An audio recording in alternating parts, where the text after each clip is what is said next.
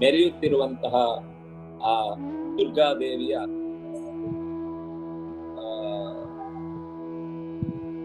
ಆಟೋಪವನ್ನು ಕಂಡು ಅವನ ತಮ್ಮನಾದಂತಹ ಶುಂಭ ತನ್ನ ಪ್ರಾಣಕ್ಕೆ ಸಮನಾಗಿದ್ದ ತಮ್ಮನ ಅಣ್ಣನ ಸಾವಿಗೆ ಮರುಗಿ ಕ್ರುದ್ಧನಾಗಿ ಈ ಮಾತನ್ನು ಹೇಳಿದ. ಬಲಂ ಹನ್ಯಮಾನಂ ಬಲಂ ಅಂದ್ರೆ ತನ್ನ ಸೇನೆ ಸತ್ತಿದೆ, ತನ್ನ ಅಣ್ಣ ಸತ್ತಿದ್ದಾನೆ, ಮತ್ತು ಅವಳು ಆ ವಿಜಯದ ಹುಮ್ಮಸ್ಸಿನಲ್ಲಿ ಇದ್ದಾಳೆ. ಒಂದೊಂದು ಕೂಡ ಅವನ ಕೋಪದ ಎಣೆಯನ್ನ ತಪ್ಪಿಸ್ತಾ ಇದೆ, ಕೋಪವನ್ನ ತಡಿಲಿಕ್ಕಾಗ್ತಾ ಇಲ್ಲ. ಆಗ ಈಗ ಈ ಮಾತನ್ನ ಹೇಳುತ್ತಾನೆ, ಬಲಾವಲೇಪ ದುಷ್ಟೇತ್ವಂ ಮಾ ದುರ್ಗೆ ಗರ್ವಮಾವಹ ಅನ್ಯಾಸಾಂ ಬಲಮಾಶ್ರಿತ್ಯ ಯುದ್ಧಸೆ ಚಾತಿಮಾನಿನಿ. ತೋಳಿನಲ್ಲಿ ಬಲ ಇದೆ ಅಂತ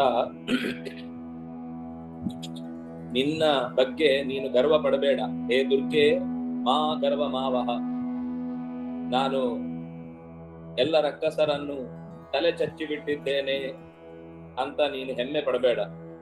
ಅನ್ಯಾಸಾಂ ಬಲಮಾಶ್ರಿತ್ಯ ಯುದ್ಧ ಸೇಚಾತಿ ಮಾನಿನಿ, ಇನ್ನೊಬ್ಬರ ಬಲವನ್ನ ಆಶ್ರಯಿಸಿ ಯುದ್ಧದಲ್ಲಿ ಗೆಲ್ಲುವುದೇನು ತರ, ಏನು ಚಂದ.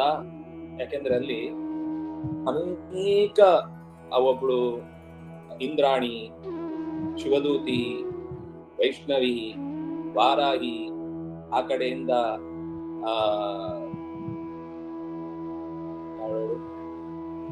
ನಾರಸಿಂಹಿ, ಹೀಗೆ ನೂರಾರು ಬಗೆ ಬಗೆಯ ಸಾಮರ್ಥ್ಯದ ಇಡೀ ಶಕ್ತಿಯನ್ನು ಪ್ರಕಟಗೊಳಿಸುವಂತಹ ರೂಪಗಳಿಂದ ಕೂಡಿದ್ದ ದೊಡ್ಡ ಗುಂಪನ್ನು ಕಂಡು ಅವನು ಹೇಳ್ತಾನೆ, ನೀನೇನ್ ಯುದ್ಧ ಮಾಡಿದ್ದು? ಎಲ್ಲರ ಸಹಾಯ ತೆಗೆದುಕೊಂಡು ಯುದ್ಧ ಮಾಡಿ ನಾನು ಗೆದ್ದೆ ಅಂತ ಬೀಗುವುದರಲ್ಲಿ ಏನು ವಿಶೇಷತೆ ಇಲ್ಲ. ನೀನಾಗಿ ಯುದ್ಧ ಮಾಡಿದ್ರೆ ನಾನು ಒಪ್ಕೊಳ್ತಿದ್ದೆ. ಅತಿಮಾನಿ ನೀನು, ಅಲ್ಲದ ಕೆಲಸಕ್ಕೆ ನೀನು ಮಾಡಿದ್ದು ಅಂತ ನಿನ್ನ ಬಗ್ಗೆ ಹೆಮ್ಮೆ ಪಟ್ಟುಕೊಳ್ತಾ ಇದ್ದಿ. ದೇವ್ಯುವಾಚ, ಆಗ ದೇವಿ ಹೇಳ್ತಾಳೆ, ಏಕೈವಾಹಂ ಜಗತ್ಯತ್ರ ದ್ವಿತೀಯಾ ಕಾಮಮಾಪರ ಪಶ್ಯೈತಾ ದುಷ್ಟಮಯ್ಯೇವ ವಿಶಂತ್ಯೋ ಮದ್ವಿಭೂತಯಃ. ದುಷ್ಟ, ಕುರುಳ, ದುರ್ಮಾರ್ಗ, ಏನ್ ಗೊತ್ತು ನಿನಗೆ? ನಾನು ಒಬ್ಬಳೇ. ಇದು ಇಷ್ಟು ರೂಪಗಳಿವೆ ಅಲ್ಲ, ಇದು ಯಾವುದು ಬೇರೆ ಬೇರೆ ಅಲ್ಲ, ಎಲ್ಲವೂ ನನ್ನದೇ ರೂಪಗಳು. ಬೇಕಾದ್ರೆ ನೋಡು ಅಂತ ತನ್ನ ಕೈಯನ್ನ ಚಾಚಿದೊಡನೆ ಎಲ್ಲ ಸುತ್ತಮುತ್ತಲಿದ್ದಂತಹ ಅವಳದ್ದೇ ಬೇರೆ ಬೇರೆ ವಿಭೂತಿಯ ರೂಪಗಳು ಅವಳ ಒಳಗೆ ಪ್ರವೇಶ ಮಾಡಿಬಿಟ್ಟು, ಉಳಿದದ್ದು ಒಂದು ಆ ಕಡೆಯಿಂದ ಪಾರ್ವತಿ, ಇನ್ನೊಂದು ದುರ್ಗಾ. ಪಾರ್ವತಿ ಅಂತಂದ್ರೆ ಶಿವನ ಮಡದಿ, ಉಳಿದದ್ದೆಲ್ಲ ಲಕ್ಷ್ಮಿಯ ರೂಪದ ಒಳಗೆ ಸೇರಿಕೊಂಡಿದ್ದು. ದೇವ್ಯುವಾಚ, ತತಃ ಸಮಸ್ತಾಸ್ತಾ ದೇವ್ಯಃ ಬ್ರಹ್ಮಾಣಿ ಪ್ರಮುಖಾಲಯಂ ತಸ್ಯಾ ದೇವ್ಯಾಸ್ತನೋ ಜಗ್ಮುಃ ಏಕೈವಾಸಿ ತದಾಂಬಿಕಾ. ಅವಳ ತನುವಿನಲ್ಲಿ ಎಲ್ಲ ದೇವಿಯರ ರೂಪವೂ ಕೂಡ ಬ್ರಹ್ಮಾಣಿ ಪ್ರಮುಖಾಹ, ಬ್ರಹ್ಮಾಣಿಯೇ ಮೊದಲಾದ ಸಕಲ ರೂಪಗಳನ್ನು ತನ್ನೊಳಗೆ ಸೆಳೆದುಕೊಂಡು ತಾನೊಬ್ಬಳಾಗಿ ನಿಂತು ಮತ್ತೆ ಆ ವಿಭೂತಿಯ ಏಕತ್ರಗೊಂಡ ಅಷ್ಟೂ ಆಯುಧಗಳನ್ನು ಹಿಡಿದ ಶಕ್ತಿಯಿಂದ ಒಬ್ಬಳಾಗಿ ನಿಂತು ಮತ್ತೆ ಅಟ್ಟಹಾಸದಿಂದ ಆತನ ಮುಖದತ್ತ ದಿಟ್ಟಿಸಿ ನೋಡಿ ಹೇಳ್ತಾಳೆ, ಅಹಂ ವಿಭೂತ್ಯಾ ಬಹುಭಿಃ ಇಹ ರೂಪೈರ್ಯದಾ ಸ್ಥಿತಾ ತತ್ ಸಂಹೃತಂ ಮಯೈಕೈವ ತಿಷ್ಠಾಮ್ಯಾಜೌ ಸ್ಥಿರೋ ಭವ. ತುಂಬಾ ರೂಪಗಳನ್ನು ನೋಡಿ ಭಯ ಆಯ್ತಾ? ಹಾಗಾದ್ರೆ ನಾನೀಗ ಒಬ್ಬಳೇ ಬರ್ತೇನೆ, ನೀನೇನೋ ಕಡಿದು ಗುಡ್ಡೆ ಹಾಕ್ತಿ ಅಂತ ಮಾತಾಡ್ತಿದ್ದಿ ಅಲ್ವಾ? ಏಕೈವಾಸ್ಮಿ ತಿಷ್ಠಾಮಿ ಆಜೌ, ನಾನೊಬ್ಳೆ ಬಂದು ನಿಲ್ತೇನೆ. ಸ್ಥಿರೋಭವ, ಮೊದಲು ನೆಟ್ಟಗೆ ಕಾಲು ನೆಲದಲ್ಲಿ ಊರುವುದನ್ನು ಕಲಿ, ಆಮೇಲೆ ನನ್ನ ಹತ್ರ ಬಂದು ಮಾತಾಡು. ನನ್ನ ಈ ವಿಭೂತಿಯ ರೂಪಗಳನ್ನೆಲ್ಲ ಸಂಹಾರ ಮಾಡಿದ್ದೇನೆ, ಅಂದ್ರೆ ಉಪಸಂಹಾರ ಮಾಡಿದ್ದೇನೆ, ನನ್ನೊಳಗೆ ಸೆಳೆದುಕೊಂಡಿದ್ದೇನೆ. ತತ್ ಸಂಹೃತಂ ಮಯ ಏಕೈವ, ಒಬ್ಬಳೆ ಬರ್ತೇನೆ, ಈಗ ಏನ್ ಮಾಡ್ತಿ? ಋಷಿರುವಾಚ, ಋಷಿಗಳು ಆ ಕಥೆಯನ್ನು ಮುಂದುವರಿಸ್ತಾರೆ. ತತಃ ಪ್ರವೃತೆ ಯುದ್ಧಂ ದೇವ್ಯಾ ಶುಂಭಸ್ಯ ಚೋಭಯೋಃ ಪಶ್ಯತಾಂ ಸರ್ವದೇವಾನಾಂ ಅಸುರಾಣಾಂ ಚ ದಾರುಣಂ. ದೇವಿ ಮತ್ತು ಆ ಶುಂಭನಿಗೆ ತೀವ್ರವಾದ ಯುದ್ಧವಾಯಿತು. ಸಕಲ ದೇವತೆಗಳು ಮೋಡದ ಮರೆಯಲ್ಲಿ ನಿಂತುಕೊಂಡು ಅಚ್ಚರಿಯಿಂದ ಏನಿದು ಯುದ್ಧದ ಅನೇಕ ಪಟ್ಟುಗಳನ್ನು ಇಬ್ಬರು ಬಿಡದಂತೆ ಬಗೆ ಬಗೆಯಾಗಿ ಬಾಣಗಳ ಪ್ರಯೋಗಗಳನ್ನು ಮಾಡುತ್ತಾ ದಾರುಣವಾದ ಯುದ್ಧವನ್ನು ಮಾಡುತ್ತಾ ಇದ್ದಾರೆ. ಅತ್ತ ಅಸುರರ ರಾಶಿ ಮುಗಿಬಿದ್ದು ಬೆಂಕಿಗೆ ಹಾತೆಗಳು ಬಂದು ಬೀಳುವಂತೆ ಬಿಡ್ತಾ ಇದ್ದಾರೆ. ಈಕೆ ತನ್ನ ಬಗೆ ಬಗೆಯ ಆಯುಧಗಳನ್ನು ಹೊತ್ತ ಕೈಗಳಿಂದ ಎಲ್ಲರ ತಲೆ, ಕೈ, ಕಾಲು, ಶರೀರಗಳ ಒಂದೊಂದು ಭಾಗಗಳನ್ನು ಕತ್ತರಿಸಿ ಎತ್ತೆತ್ತಲೋ ಎಸೆದು ವಿಜೃಂಭಣೆಯಿಂದ ಚೀತ್ಕರಿಸಿ ಕೂತ್ಕರಿಸಿ ಅವರನ್ನ ಭಯಪಡಿಸಿ ನಿಂತಲ್ಲೇ ಕೆಲವರು ಎದೆ ಒಡೆದು ಸಾಯುವಂತೆ ಮಾಡುತ್ತಾ ಇರುವ ಆಕೆಯ ಅಸಾಧಾರಣ ರೂಪವನ್ನು ಕಂಡು ದಿಗ್ಭ್ರಾಂತರಾಗಿ ಮೂಗಿನ ಮೇಲೆ ಬೆರಳಿಟ್ಟುಕೊಂಡು ನಿಂತು ನೋಡ್ತಾ ಇದ್ದಾರೆ. ಶರವರ್ಷೈಷಿತೈ ಶಸ್ತ್ರೈ ತಥಾ ಶಾಸ್ತ್ರೈ ಸುದಾರುಣೈ ತಯೋರ್ಯುದ್ಧಮಭೂತ್ಭೂಯ ಸರ್ವಲೋಕ ಭಯಂಕರಂ. ಸಾಮಾನ್ಯರಿಗೆ ಈ ಯುದ್ಧವನ್ನು ನೋಡಿ ಧೈರ್ಯದಿಂದ ತಮ್ಮನ್ನು ತಾವು ಸಾವರಿಸಿಕೊಳ್ಳಿಕ್ಕೆ ಸಾಧ್ಯ ಆಗಲಿಲ್ಲ. ಸರ್ವಲೋಕ ಭಯಂಕರಂ ಭೂಯ, ಮತ್ತೆ ಮತ್ತೆ ಬಾಣಗಳ ಮಳೆ ಎತ್ತರಿಂದ ಎತ್ತಣ ಪ್ರಯೋಗ ಆಗ್ತಾ ಇದೆ ಅಂತ ಗೊತ್ತಾಗುವುದರೊಳಗೆ ಪುಡಿ ಪರಸ್ಪರ ಹೊಡೆದಾಡಿಕೊಂಡು ಪುಡಿಗಟ್ಟಿ ಕೆಳಗೆ ಬೀಳ್ತಾ ಇರುವುದನ್ನು ನೋಡಿ ಇದು ಬಾಣದ ಮಳೆಯೋ ಅಥವಾ ಧೂಳಿನ ಮಳೆಯೋ ಅಂತ ತಿಳಿಯದ ಹಾಗೆ ಶಸ್ತ್ರಗಳ ಪ್ರಯೋಗ ಅತ್ತನಿಂದ ಇದ್ದ ಸುತ್ತಮುತ್ತ ಯಾರಿಗೂ ಏನು ನಡೀತಾ ಇದೆ ಅಂತ ತಿಳಿಯದಷ್ಟು ಗಾಢವಾಗಿ ನಡೆಯಿತು. ದಿವ್ಯಾನ್ಯಸ್ತ್ರಾಣಿ ಶತಶೋ ಮಮುತೆ ಯಥಾಂಬಿಕಾಂ ತಥಾಂಬಿಕಾ ಭವಂಜತಾನಿ ದೈತ್ಯೇಂದ್ರ ತತ್ಪ್ರತಿಘಾತ ಕರ್ತೃಭಿಃ. ಬಗೆ ಬಗೆಯ ದಿವ್ಯವಾದ ದೇವತೆಗಳನ್ನೊಳಗೊಂಡ ಅಸ್ತ್ರಗಳ ಪ್ರಯೋಗವನ್ನ ಪ್ರಯೋಗಿಸಿ ಆತನು ತನ್ನ ಸಾಮರ್ಥ್ಯವನ್ನ ತೋರ್ಪಡಿಸಿದ್ರೆ ಯಾವುದನ್ನ ಆತ ಪ್ರಯೋಗ ಮಾಡಿದ್ನೋ ಅದಕ್ಕೆ ಪ್ರತಿಯಾಗಿ ಅವಳು ಅಸ್ತ್ರಗಳನ್ನ ಪ್ರಯೋಗಿಸಿ ಭವಂಜತಾನಿ ದೈತ್ಯೇಂದ್ರ, ಅವಳ ಬಾಣಕ್ಕೆ ಅವನು ಪ್ರತೀಕಾರ ತೀರಿಸ್ತಾ ಇದ್ದಾನೆ. ಅವನು ಬಿಟ್ಟ ಬಾಣಗಳಿಗೆ ಇವಳು ಕೂಡ ಪ್ರತಿ ಉತ್ತರಗಳನ್ನ ಬಾಣಗಳಿಂದಲೇ ನೀಡ್ತಾ ಇದ್ದಾಳೆ. ಮುಕ್ತಾನಿ ತೇನ ಶಾಸ್ತ್ರಾಣಿ ದಿವ್ಯಾನಿ ಪರಮೇಶ್ವರಿ ಭವಂಜಲಿ ಲೈ ಓಗ್ರ ಹುಂಕಾರೋಚ್ಚಾರಣಾದಿವಿ. ತೇನ ಅಸ್ತ್ರಾಣಿ ಮುಕ್ತಾನಿ, ಅವನು ಅಸ್ತ್ರಗಳನ್ನು ಬಿಟ್ಟಾಗ ಪರಮೇಶ್ವರಿ ಬಹಳ ಲೀಲೆಯಿಂದ ಅನಾಯಾಸವಾಗಿ ಹುಂಕಾರಗೈಯುತ್ತಲೇ ಬಾಣ ತನ್ನತ್ತ ಹರಿದು ಬರುವುದರೊಳಗೆ ಸುಟ್ಟು ಬೂದಿಯಾಗಿ ಕೆಳಕ್ಕೆ ಬಿದ್ದಿತ್ತು. ಹುಂಕಾರೇಣ ಉಚ್ಚಾರಣಾದಿವಿ. ಹುಂಕಾರ ಅಂದ್ರೆ ಅಂತ ಅದನ್ನು ಇದ್ದೇನೆ ನಾನು ನಿನ್ನ ಮುಂದೆ ಎಲ್ಲಿ ನೋಡು ಅಂತ ಅನ್ನಿಸುವ ಹಾಗೆ ಧೈರ್ಯ ಹುಟ್ಟಿ ಮಾತನಾಡುವುದು ಮತ್ತು ಅದರ ಕೆಲವು ಯುದ್ಧದಲ್ಲಿ ಧ್ವನಿಗಳನ್ನ ಏರಿಸಿ ಹೊಡೆಯುವುದಿದೆ. ಅಂದ್ರೆ ಶತ್ರುವಿನ ಕಡೆಗೆ ಗುರಿ ಇಟ್ಟು ಹೊಡೆಯುವಂತಹ ವಿಧಾನದಲ್ಲಿ ಒಂದು. ಹಾಗೆ ತಾನು ಜೋರಾಗಿ ಕೂಗಿಕೊಂಡು ನಾದಗೈದು ಹೊಡಿತಾ ಇದ್ದಾಳೆ. ತತಶರಸತೈರ್ದೇವೀಂ ಆಚ್ಛಾದಯತ ಸೋಸುರ ಸಾಪಿ ತತ್ಕುಪಿತಾ ದೇವಿ ಧನುಶ್ಚಿಚ್ಛೇದತೆ ಶುಭಿಃ. 100 ಬಾಣಗಳನ್ನು ಒಟ್ಟೊಟ್ಟಿಗೆ ದೇವಿ ಪ್ರಯೋಗ ಮಾಡಿದ್ಲು. ಅವನು ಕೂಡ ಅಂಥದ್ದೇ ಬಾಣಗಳ ದೊಡ್ಡ ಮಳೆಯನ್ನ ಮಾಯಾ ಮಳೆಗಳನ್ನ ಸುರಿಸಿ ಅವಳನ್ನು ಮುಚ್ಚಿಬಿಟ್ಟ. ಅವಳಿಗೆ ಹೊರಗಿನದ್ದೇನು ಕಾಣಬಾರದು ಅನ್ನುವ ಹಾಗೆ. ಆದ್ರೆ ಇಂಥ ಮಾಯೆಗಳನ್ನ ಛೇದಿಸುವಲ್ಲಿ ಅತ್ಯಂತ ನಿಷ್ಣಾತಳಾದ ಆಕೆ ತಕ್ಷಣವೇ ಅವನು ಯಾವ ಬಾಣದ ಪ್ರಯೋಗ ಮಾಡುವುದಕ್ಕಾಗಿ ಧನುಸ್ಸನ್ನು ಹಿಡಿದುಕೊಂಡಿದ್ನೋ ಅದನ್ನೇ ತುಂಡರಿಸಿ ಅವನ ಕೈಯಿಂದ ಬೀಳಿಸಿದ್ಲು. ಚಿನ್ನೇದ ನಿಷು ದೈತ್ಯೇಂದ್ರ ತಥಾ ಶಕ್ತಿ ಮತಾದದೆ ಚಿಚ್ಛೇದ ದೇವಿ ಚಕ್ರೇಣ ತಾಮಭ್ಯಸ್ಯ ಕರೇತ್ತಾಂ. ತಕ್ಷಣವೇ ಶಕ್ತ್ಯಾಯುಧವನ್ನ ಕೈಯಲ್ಲಿ ಹಿಡಿದು ಆ ದೈತ್ಯೇಂದ್ರನಾದ ಶುಂಭನು ಅವಳ ಮೇಲೆ ಹಾರಿ ಹೊಡೆಯುವುದಕ್ಕೋಸ್ಕರ ನೆಗೆದ. ಆದರೆ ಆತ ಹಾರಿ ಹೊಡೆಯುವುದರೊಳಗೆ ತನ್ನ ಕೈಯಿಂದ ಎಸೆದ ಬಾಣದಿಂದ ಅವನ ಕೈಯಲ್ಲಿದ್ದ ಶಕ್ತಿಯನ್ನು ಕೆಳಕ್ಕೆ ಇಳಿಸಿದ್ಲು. ಅಸ್ಯ ಕರೆ ಸ್ಥಿತಾಂ ತಾಂ ಚಕ್ರೇಣ ಚಿಚ್ಛೇದ. ತನ್ನ ಕೈಯಲ್ಲಿದ್ದ ಚಕ್ರವನ್ನ ಎಸೆದು ಆತನ ಕೈಯಲ್ಲಿದ್ದ ಶಕ್ತಿಯನ್ನು ಕಿತ್ತುಕೊಂಡು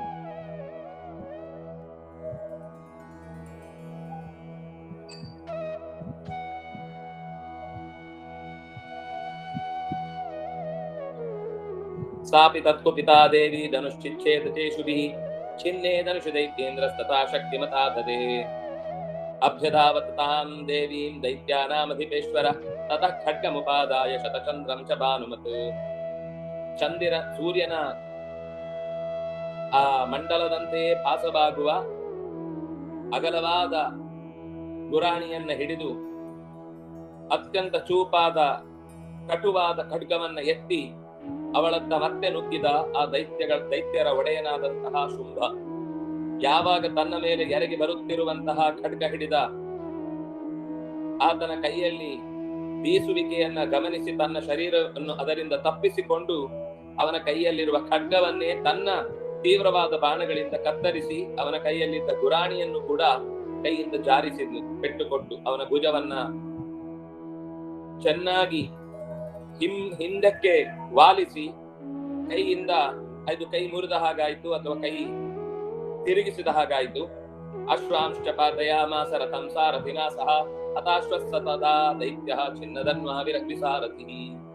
ಅಷ್ಟರೊಳಗೆ ತನ್ನ ಬಾಣಗಳಿಂದ ಆತನ ರಥದ ಸಾರಥ್ಯವನ್ನು ನಡೆಸ್ತಾ ಇದ್ದಂತಹ ಸಾರಥಿಯನ್ನು, ರಥಕ್ಕೆ ಕಟ್ಟಿದ್ದ ಕುದುರೆಗಳನ್ನು, ರಥವನ್ನು ಚೆನ್ನಾಗಿ ಓಡಿಸ್ತಾ ಇದ್ದ ರಥದ ಚಕ್ರಗಳನ್ನು, ಮೇಲಕ್ಕೆ ಅವನ ಕೀರ್ತಿಯ ಪತಾಕೆಯನ್ನ ಎತ್ತರಕ್ಕೆ ಏರಿಸುವಂತೆ ಚೆನ್ನಾಗಿ ಹಾರಿ ಅವನ ಅಸ್ತಿತ್ವಕ್ಕೆ ಬೆಲೆಯನ್ನ ಕಟ್ಟಿದ್ದ ಧ್ವಜವನ್ನು ಎಲ್ಲವನ್ನು ಕ್ಷಣ ಮಾತ್ರದಲ್ಲಿ ಒಂದೊಂದು ಬಾಣಗಳಿಂದ ಪಟ್ಟನೆ ಅದನ್ನು ಕೆಳಕ್ಕೆ ಛಿದ್ರಗೊಳಿಸಿದ್ದಾಳೆ. ಹತಾಶ್ವ ಚಿನ್ನದನ್ವ ವಿಸಾರಥಿ ಎಲ್ಲವನ್ನು ಕಳ್ಕೊಂಡ, ನೆಲಕ್ಕೆ ಬಿದ್ರೂ ಮೀಸೆ ಮಣ್ಣಾಗ್ಲಿಲ್ಲ ಅನ್ನುವ ಹಾಗೆ ತಕ್ಷಣವೇ ಮತ್ತೊಂದು ಮುದ್ಗರ ಎನ್ನುವ ಘೋರವಾದ ಆಯುಧವನ್ನು ತೆಗೆದುಕೊಂಡು ಅಂಬಿಕೆಯನ್ನು ಕೊಂದೇ ಬಿಡುತ್ತೇನೆ ಅಂತ ಜೋರಾಗಿ ಆಕೆಯತ್ತ ನೆಗೆದ.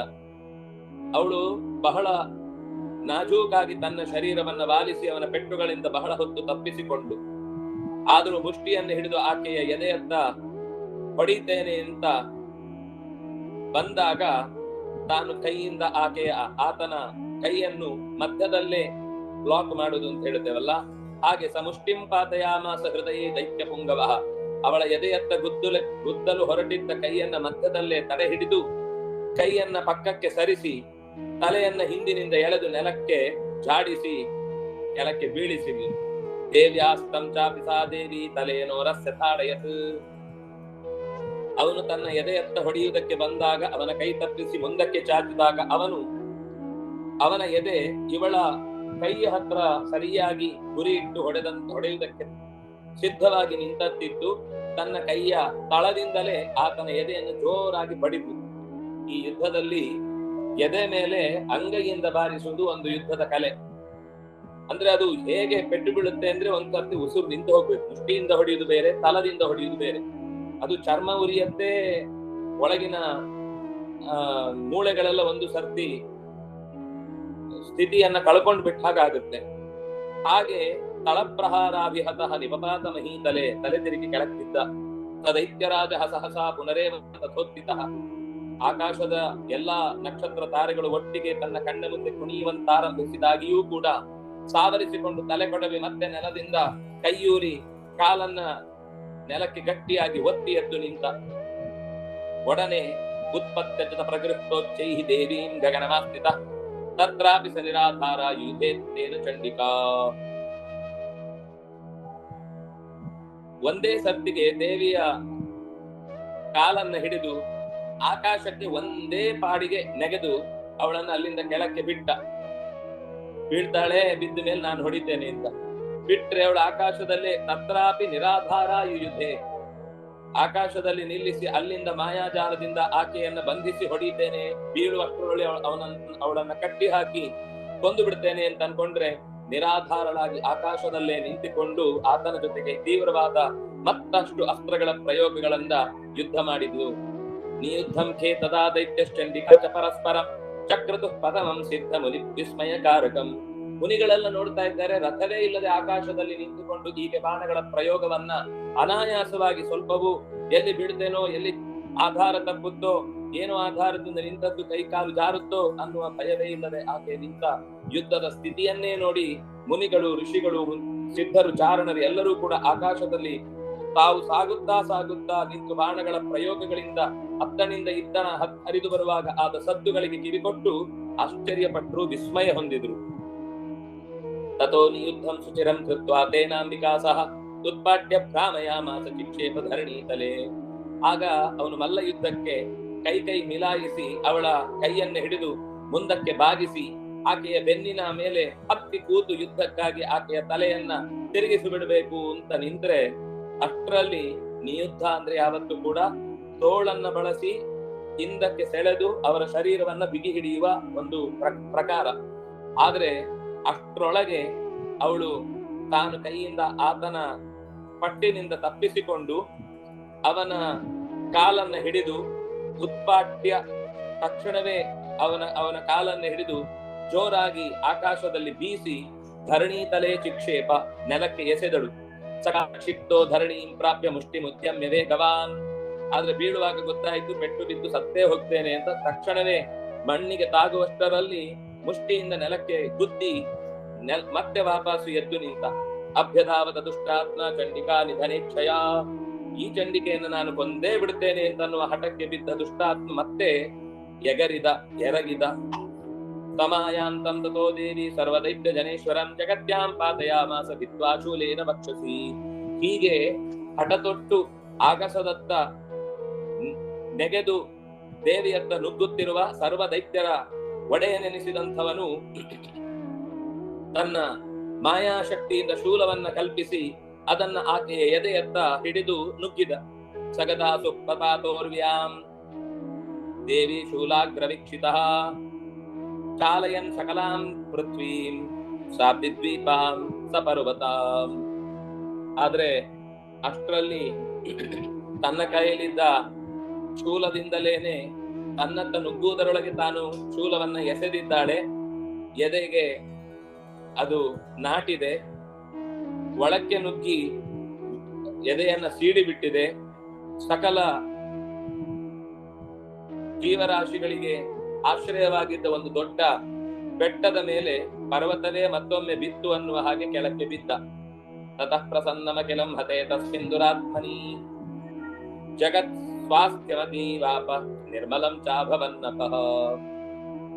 ಏನೋ ಕೊನೆಯ 5 ಓವರ್ನಲ್ಲಿ 100 ರನ್ ಇದ್ದಾಗ ಹೊಡಿಲಿಕ್ಕೆ ಹೇಗೆ ಇವರು ಪ್ರಯತ್ನ ಪಡ್ತಾರೆ ಅಂತ ಕಣ್ಣಲ್ಲಿ ಕಣ್ಣಿಟ್ಟು ದೃಷ್ಟಿಯನ್ನ ಅತ್ತಿತ್ತ ಹಾಯಿಸದೆ ಪ್ರತಿಯೊಂದು ಚೆಂಡನ್ನು ಗುರುತಿಸುವುದಕ್ಕೋಸ್ಕರ ನಿಂತಿರುವ ಪ್ರೇಕ್ಷಕರಂತೆ ಬಾಲ್ಕನಿಯ ಬಂಧುಗಳು ಈ ಯುದ್ಧದ ತೀವ್ರತೆಯನ್ನ ಕಂಡು ಆತನ ಎದೆಗೆ ಹೊಡೆದ ಶೂಲದ ಪರಿಣಾಮದಿಂದಾಗಿ ಸಾಯ್ತಾನೋ ಅಥವಾ ತಪ್ಪಿಸಿಕೊಂಡು ಮತ್ತೆ ಎದ್ದು ಬರ್ತಾನೋ ಅಂತ ಕೆಳಕ್ಕೆ ಬಿದ್ದವನನ್ನ ನಿರೀಕ್ಷಿಸ್ತಾ ಇದ್ರೆ ಹಸು ಕಳಚಿ ಬಿದ್ದವನ ನಿಟ್ಟುಸಿರಿನ ಕೊನೆಯ ದನಿ ಎಲ್ಲರ ಕಿವಿಗೆ ಮಂಗಳದ ಹಾಡಿನಂತೆ ಕೇಳಿ ಆ ದುರಾತ್ಮ ಸತ್ತು ಹೋದ, ಜಗತ್ತಿಗೆ ಸ್ವಾಸ್ಥ್ಯ ಸಿಕ್ಕಿತು, ಜಗತ್ತಿನಲ್ಲಿ ಎಲ್ಲರೂ ಕೂಡ ಮುಂದೆ ನಿರ್ಮಲವಾಗಿ ನೆಮ್ಮದಿಯಾದ ಉಸಿರನ್ನ ಬಿಟ್ಟು ಬದುಕಬಹುದು ಅಂತ ಇಡೀ ನಭಸ್ಸು ಎಲ್ಲರ ಝೇಂಕಾರದ ಅಂದ್ರೆ ಜಯಘೋಷದ ಧ್ವನಿಯಿಂದ ತಮ್ಮ ಕೃತಜ್ಞತೆಗಳನ್ನ ಆ ತಾಯಿಗೆ ಅರ್ಪಿಸಿದ್ರು. ಆಗಲೇ ಉತ್ಪಾತ ಮೇಘಾ ಸೋಲ್ಕಾಯೇ ಪ್ರಾಗಾ ಸಂಸ್ಥೆ ಸಮಮ್ಯಯು. ಅಲ್ಲಿಯ ತನಕ ಇವರಿಬ್ಬರ ಯುದ್ಧದ ತೀವ್ರತೆಗಾಗಿ ಆಕಾಶದಲ್ಲೂ ಮೋಡಗಳು ಪರಸ್ಪರ ಬಡಿದಾಡಿಕೊಂಡು ಉತ್ಪಾತಗಳಿಂದಾಗಿ ಜಗತ್ತಿನಲ್ಲಿ ಏನೋ ಒಂದು ದೊಡ್ಡ ಅನಾಹುತ ಆಗ್ಲಿಕ್ಕಿದೆ ಅಂತ ಶಕುನಗಳನ್ನ ಸೂಚಿಸ್ತಾ ಇದ್ದವುಗಳು ಈಗ ಶಾಂತವಾದವು. ಅಂದ್ರೆ ನರಿಗಳು ಕೂಗ್ತಾ ಇತ್ತು, ಕಾಗೆಗಳು ಕೂಗ್ತಾ ಇತ್ತು, ಅರೆಬರೆ ಮಲಗಿದ್ದ ಪ್ರೇತಗಳೆಲ್ಲ ಸ್ಮಶಾನದಲ್ಲಿ ಎದ್ದು ಬೊಬ್ಬೆ ಹೊಡಿತಾ ಇತ್ತು, ತಮ್ಮವರು ಸೋಲ್ತಾ ಇದ್ದಾರೆ ಅಂತ ಅವುಗಳು ಕೂಗಿಡ್ತಾ ಇತ್ತು. ಅಂಥ ಸ್ಥಿತಿಯ ಎಲ್ಲ ಶಬ್ದಗಳು ಕೂಡ ನಿಜವಾಗಿಯೂ ನೀರವವಾಯಿತು. ಅವನು ಬಿದ್ದ ಮೇಲಂತೂ ಮಳೆ ಆರಾಮವಾಗಿ ಎಲ್ಲ ಸಿಡಿಲು ಗುಡುಗು ಮುಗಿದ ಮೇಲೆ ಒಂದು ನಿರಂತರ ಶಾಂತವಾದ ಒಂದು ಮಳೆ ಸುರಿಯತ್ತಲ್ಲ, ಹಾಗೆ ಸುರಿಲಿಕ್ಕೆ ಶುರುವಾಯಿತು. ಮಳೆಯೆಲ್ಲ ಮುಗಿದು ಶರತ್ಕಾಲದಲ್ಲಿ ನದಿ ಸಮಾಧಾನದಿಂದ ಹರಿಯತ್ತಲ್ವಾ, ಹಾಗಾಯಿತು. ಅಮಾವಾಸ್ಯತ್ತು ಹುಣ್ಣಿಮೆ ಕಳಚಿದ ಮೇಲೆ ಕೆಲವು ದಿನಗಳಾದ ಮೇಲೆ ಸಮುದ್ರದಲ್ಲಿ ಒಂದು ಅಲೆಗಳ ಏರಿಳಿತಗಳಲ್ಲಿರುವಂತಹ ವ್ಯತ್ಯಾಸಗಳು ಕಮ್ಮಿಯಾಗಿ ಸುಮ್ಮನೆ ನೆಲೆ ನಿಂತಂತೆ ಹೇಗೆ ಕಾಣಿಸ್ತಾ ಇತ್ತೋ ಹಾಗೆ ಕಾಣಿಸ್ತಾ ಇತ್ತು. ತಥೋ ದೇವಗಣಾ ಸರ್ವೇ ಹರ್ಷ ನಿರ್ಭರ ಮಾನಸಾಹ ಬಭೂರ್ ನಿಹತೆ ತಸ್ಮಿನ್ ಗಂಧರ್ವ ಲಲಿತಂ ಜಗು. 30ನೇ ಶ್ಲೋಕ. ದೇವತೆಗಳೆಲ್ಲರೂ ಕೂಡ ಹರ್ಷದಿಂದ ಸಂತುಷ್ಟರಾಗಿ ಮನಸ್ಸಿನಲ್ಲಿದ್ದ ಎಲ್ಲ ದುಗುಡಗಳನ್ನ ಕಳೆದುಕೊಂಡು ಸತ್ತು ಹೋಗಿರುವಂತಹ ರಾಕ್ಷಸನ ಉಪಟಳಗಳನ್ನೆಲ್ಲ ನೆಲೆದು ಇನ್ನು ಮುಂದೆ ಇಂತಹ ಉಪದ್ರವ ತಮಗಿಲ್ಲ ಅಂತ ಗಂಧರ್ವರು ಕೂಡ ಚೆನ್ನಾಗಿ ದೇವಿಯ ಗುಣಗಾನವನ್ನ ಮಾಡುತ್ತಾ ಹಾಡುತ್ತಾ ಕುಣಿತಾ ಕುಪ್ಪಳಿಸ್ತಾ ಅವಳಿಗೆ ಕೃತಜ್ಞತೆಗಳ ಸಾಲು ಸಾಲು ನುಡಿಗಳನ್ನೇ ಅರ್ಪಿಸಿದರು. ಅವಾದಯಂ ತಥೈವಾನ್ಯೇ ನರದುಷ್ಟಾಪ್ಸರೋ ಗಣಾಃ ವವೋ ಪುಣ್ಯಸ್ತಥಾ ವಾತಾಃ ಸಪ್ರಭೋ ಬುದ್ಧಿವಾಕರಃ. ಜೋರಾಗಿ ತಮ್ಮ ಕೈಯಲ್ಲಿದ್ದ ಬಗೆ ಬಗೆಯ ವಾದ್ಯಗಳನ್ನೆಲ್ಲ ನುಡಿಸುತ್ತಾ ಅಪ್ಸರೆಯರೆಲ್ಲ ಸೊಂಟ ಮೈ ಕೈಗಳನ್ನ ಬಳುಕಿಸುತ್ತಾ ಚೆನ್ನಾಗಿ ಕುಣಿದು ಭಗವತಿಯ ಈ ಉಪಕಾರಕ್ಕಾಗಿ ತಮ್ಮ ಕೃತಜ್ಞತೆಗಳನ್ನ ಹಲವು ರೀತಿಯಲ್ಲಿ ಸೂಚಿಸಿದರು. ಪುಣ್ಯ ನದಿಗಳು ಚೆನ್ನಾಗಿ ಹರಿದವು. ಗಾಳಿಯು ಮನಸ್ಸಿಗೆ ಹಿತವೆನಿಸುವಂತೆ ಮೈಗೆ ಆನಂದ ನೀಡುವಂತೆ ಓಡಾಡಿತು. ಆಕಾಶದಲ್ಲಿ ಅಲ್ಲಿಯ ತನಕದ ಸೂರ್ಯನ ಬೆಳಕು ವಿಕ್ಷಿಪ್ತವಾಗಿದ್ದದ್ದು ಈಗ ಸಮಸ್ಥಿತಿಗೆ ಬಂತು. ಅಗ್ನಿಗಳು ಸಿಗಬೇಕಾದ ಆಹುತಿಗಳನ್ನ ಪಡೆಯದೆ ಹೇಗೇಗೋ ಸುಡ್ತಾ ಇದ್ದವುಗಳು ಈಗ ಕ್ರಮ ಪ್ರಕಾರವಾಗಿ ಋಷಿಗಳು ಹಾಕುತ್ತಿದ್ದ ಅಗ್ನಿಗಳನ್ನ ಅತ್ಯಂತ ನಿಷ್ಠೆಯಿಂದ ಸ್ವೀಕರಿಸುವ ಸಮಾಧಾನದ ಚಿತ್ತವಾದವುಗಳು, ಹಾಗೆ ದಿಗ್ಗಂತಿಗಳಾದಂತಹ ಆನೆಗಳು ಗೀಡಿಡ್ತಾ ಇದ್ದವುಗಳು ಶಾಂತವಾಗಿ ತಮ್ಮ ಧ್ವನಿಯಿಂದ ಲೋಕಕ್ಕೆ ಮಂಗಳಕರವಾದ ಸೂಚನೆಗಳನ್ನಿತ್ತವು. ಹೀಗೆ ಸ್ವಸ್ತಿ ಮಾರ್ಕಂಡೇಯ ಪುರಾಣೆ ಸಾವರ್ಣಿಕೆ ಮನ್ವಂತರೆ ದೇವಿ ಮಾಹಾತ್ಮೆ ಶುಂಭವಧೋ ನಾಮ ದಶಮೋಧ್ಯಾಯ ಅನ್ನುವಲ್ಲಿಗೆ ಮಾರ್ಕಂಡೇಯ ಪುರಾಣದ ಸಾವರ್ಣಿ ಅನ್ನುವ ಮನ್ವಂತರಾಧಿಪತಿಗೆ ಹೇಳಿದ ದೇವಿ ಮಾಹಾತ್ಮ್ಯದ ಕಥೆಯ ಶುಂಭವಧದ ಪ್ರಕರಣವನ್ನ ನಿರೂಪಿಸುವ 10ನೆಯ ಅಧ್ಯಾಯವು ಮುಕ್ತಾಯಗೊಂಡಿತು. ಶ್ರೀ ಋಷಿರುವಾಚ ದೇವ್ಯಾಹತೆ ತತ್ರ ಮಹಾಸುರೇಂದ್ರೇ ಸೇಂದ್ರಾಸುರಾವನ್ನಿ ಪುರೋಗಮಾಸ್ತಾ ಕಾರ್ತ್ಯಾಯಿನೀಂ ತುಷ್ಟುವರಿಷ್ಠ ಲಾಭಾತ್ ವಿಕಾಶಿತಾಶ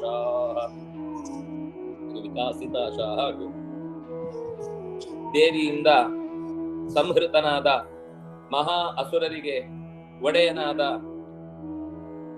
ಶುಂಭನ ಈ ಸೋಲು ಅಥವಾ ಸಾವು ಅನ್ನುವಂಥದ್ದು ದೇವತೆಗಳ ಗುಂಪಿನಲ್ಲಿ ಅತ್ಯಂತ ಹೆಚ್ಚಿನ ಪ್ರಮಾಣದ ಸಂತೋಷವನ್ನಿತ್ತಿತು. ಅದರಲ್ಲೂ ಕಾತ್ಯಾಯಿನಿ ರೂಪವನ್ನ ತೊಟ್ಟು ನಿಂತಿದ್ದ ಆಕೆ ಅಂದ್ರೆ ಅದು ಕೃತ್ಯ ಅನ್ನುವುದು ಶಿವನ ಒಂದು ಆದೇಶವನ್ನು ಹೊತ್ತು ಬರುವ ಲಕ್ಷ್ಮಿಯ ರೂಪ, ಪಾರ್ವತಿಯ ರೂಪ. ಆ ಪಾರ್ವತಿಯ ರೂಪದಿಂದ ಹೊರಬಂದ ರೂಪ, ಆದ್ರಿಂದಾಗಿ ಇವಳನ್ನ ಕಾತ್ಯಾಯಿನಿ ಅಂತ ಇನ್ನೊಂದು ಹೆಸರಿನಿಂದ ಕರೆಯುತ್ತಾರೆ. ನಮಗೆ ಇಷ್ಟವಾದದ್ದು ರಕ್ಕಸನ ಸಾವು, ಅದು ಲಾಭವಾಯಿತು. ಹಾಗಾಗಿ ಮುಖವರಳಿತ್ತು, ದಿಕ್ಕುಗಳೆಲ್ಲ ಬೆಳಗಿತ್ತು. ತುಂಬಾ ಸುಂದರವಾದ ಪ್ರಾರ್ಥನೆ ಈ 11ನೇ ಅಧ್ಯಾಯ. ತುಂಬಾ ಸುಂದರವಾದ ಪ್ರಾರ್ಥನೆ. ದೇವಿ ಪ್ರಪನ್ನಾರ್ತಿ ಹರೇ ಪ್ರಸೀದ ಪ್ರಸೀದ ಮಾತರ್ಜಗತೋಖಿಲಸ್ಯ ಪ್ರಸೀದ ವಿಶ್ವೇಶ್ವರಿ ಪಾಹಿ ವಿಶ್ವಂ ತ್ವಮೀಶ್ವರಿ ದೇವಿ ಚರಾಚರಸ್ಯ. ಹೇಗೆ 11ನೇ ಅಧ್ಯಾಯ ಗೀತೆಯಲ್ಲಿ ಭಗವಂತನ ವಿಶ್ವರೂಪದ ಚಿತ್ರಣವನ್ನ ನೀಡುತ್ತೋ, ಹಾಗೆ ಇಲ್ಲಿ ಬಂದ 11ನೆಯ ಅಧ್ಯಾಯ ಅಂದ್ರೆ ದೇವಿ ಮಹಾತ್ಮ್ಯದ ಭಾಗದಲ್ಲಿ ಬಂದ 11ನೆಯ ಅಧ್ಯಾಯ ಲಕ್ಷ್ಮೀ ದೇವಿಯ ವಿಚಿತ್ರವಾದ ವಿಶ್ವರೂಪದ ಪರಿಚಯವನ್ನು ನಮಗೆ ಒಂದು ಒತ್ತಟ್ಟಿಗೆ ಸೇರಿಸಿ ತುಂಬಾ ಸುಂದರವಾಗಿ ನಿರೂಪಿಸುತ್ತೆ. ದೇವಿ ಪ್ರಸನ್ನಾರ್ತಿ ಹರೇ, ಪ್ರಪನ್ನಾರ್ತಿ ಹರೇ. ಪ್ರಪನ್ನ ಅಂದ್ರೆ ಶರಣಾಗಿ ಬಂದವರು, ಶರಣಾಗಿ ಬಂದವರ ಆರ್ತಿ ದುಃಖವನ್ನ ಹರ ಕಳೆಯುವವಳು. ಹರೇ ಸಂಬೋಧನೆ. ಪ್ರಪನ್ನಾರ್ತಿ ಹರೇ ಪ್ರಸೀದ, ನಮ್ಮ ವಿಷಯದಲ್ಲಿ ಪ್ರಸನ್ನಳಾಗು. ಪ್ರಸೀದ ಮಾತರ್ ಜಗತೋಖಿಲಸ್ಯ, ನಮ್ಮ ವಿಷಯದಲ್ಲಿ ಮಾತ್ರ ಅಲ್ಲ, ದೇವತೆಗಳ ಪ್ರಾರ್ಥನೆ ಯಾವತ್ತು ತಮ್ಮ ಕುರಿತಾಗಿ ಅಲ್ಲ. ಅಖಿಲಸ್ಯ ಜಗತಃ ಮಾತಃ ಪ್ರಸೀದ, ಸಕಲ ಜಗದ ತಾಯಿಯಾಗಿರುವ ನೀನು ನಿಜವಾಗಿಯೂ ಪ್ರಸನ್ನಳಾಗಿ ಜಗತ್ತಿನ ಕಡೆಗೆ ಅನುಗ್ರಹದ ತಾಯ್ತನದ ಸುಖದ ಸೌಖ್ಯವನ್ನು ನೀಡುವುದಕ್ಕಾಗಿ ನೀನು ಕಣ್ಣು ಬಿಡು. ಪ್ರಸೀದ ವಿಶ್ವೇಶ್ವರಿ ಪಾಹಿ ವಿಶ್ವಂ, ಇಡೀ ವಿಶ್ವದ ಒಡತಿಯಾಗಿ ನೀನೇ ಪಾಲಿಸಿ ಸಂತೋಷ ಪಡಿಸಬೇಕು. ತ್ವಮೀಶ್ವರಿ ದೇವಿ ಚರಾಚರಸ್ಯ, ಚಲಿಸದ ಸಮಸ್ತ ಜೀವರಾಶಿಗಳಿಗೆ ನೀನು ಈಶ್ವರಿಯಾಗಿ ಒಡೆತನವನ್ನ ಅವರ ಮೇಲೆ ಹೊಂದಿದವಳಾಗಿ ನೀನಲ್ಲದೆ ತಾಯಿ ಮತ್ತಾರು ಕಾಪಿಟ್ಟಾರು. ಆಧಾರಭೂತ ಜಗತಸ್ತ್ವಮೇಕಾ ಮಹಿ ಸ್ವರೂಪಾಯತ ಸ್ಥಿತಾಸಿ ಅಪಾಂ ಸ್ವರೂಪ ಸ್ಥಿತಯಾ ತ್ವಯಿ ತದಾಪ್ಯಾಯತೆ ಕೃಷ್ಣಮಲಂಘ್ಯ ವೀರ್ಯೇ.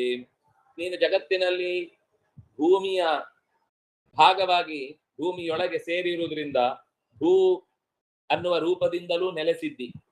ಅಂದ್ರೆ ಧರಾದೇವಿಯಾಗಿ ಭೂಮಿಯ ಒಡತಿ ಒಬ್ಳಿದ್ದಾಳೆ. ಅಷ್ಟೇ ಅಲ್ಲದೆ ಈ ಭೂಮಿಯ ಧರಾದೇವಿಯಲ್ಲಿ ಅಥವಾ ಭೂಮಿ ತಾಯಿಯಲ್ಲಿ ಸೇರಿಕೊಂಡು ಶ್ರೀ ಭೂದುರ್ಗಾ ಅನ್ನುವ ಭೂರೂಪವೂ ನೆಲೆಸಿದೆ.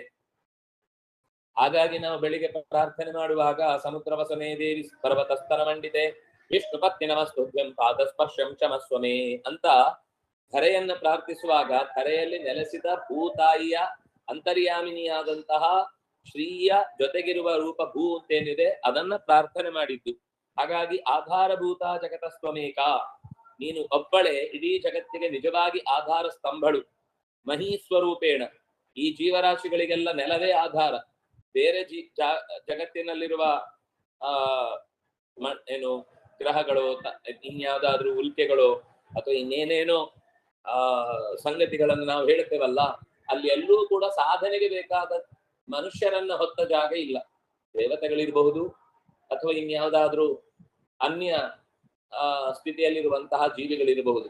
ಆದ್ರೆ ಸಾಧನೆಗೆ ಬೇಕಾದ ಸಂಸಾರದ ಚಕ್ರಕ್ಕೆ ಯಾರು ಮನುಷ್ಯ ಬೀಳ್ತಾನೆ ಅಂತ ಅನಿಸುತ್ತೋ ಅಂತಹ ಭಾಗ ಅದು ಭೂಮಿ. ಅಂತಹ ಭೂಮಿಯಲ್ಲಿ ನೀನು ವಿಶೇಷವಾಗಿ ನೆಲೆಸಿ ಜಗತ್ತಿಗೆ ಆಧಾರ ಸ್ತಂಭಳಾಗಿದ್ದಿ.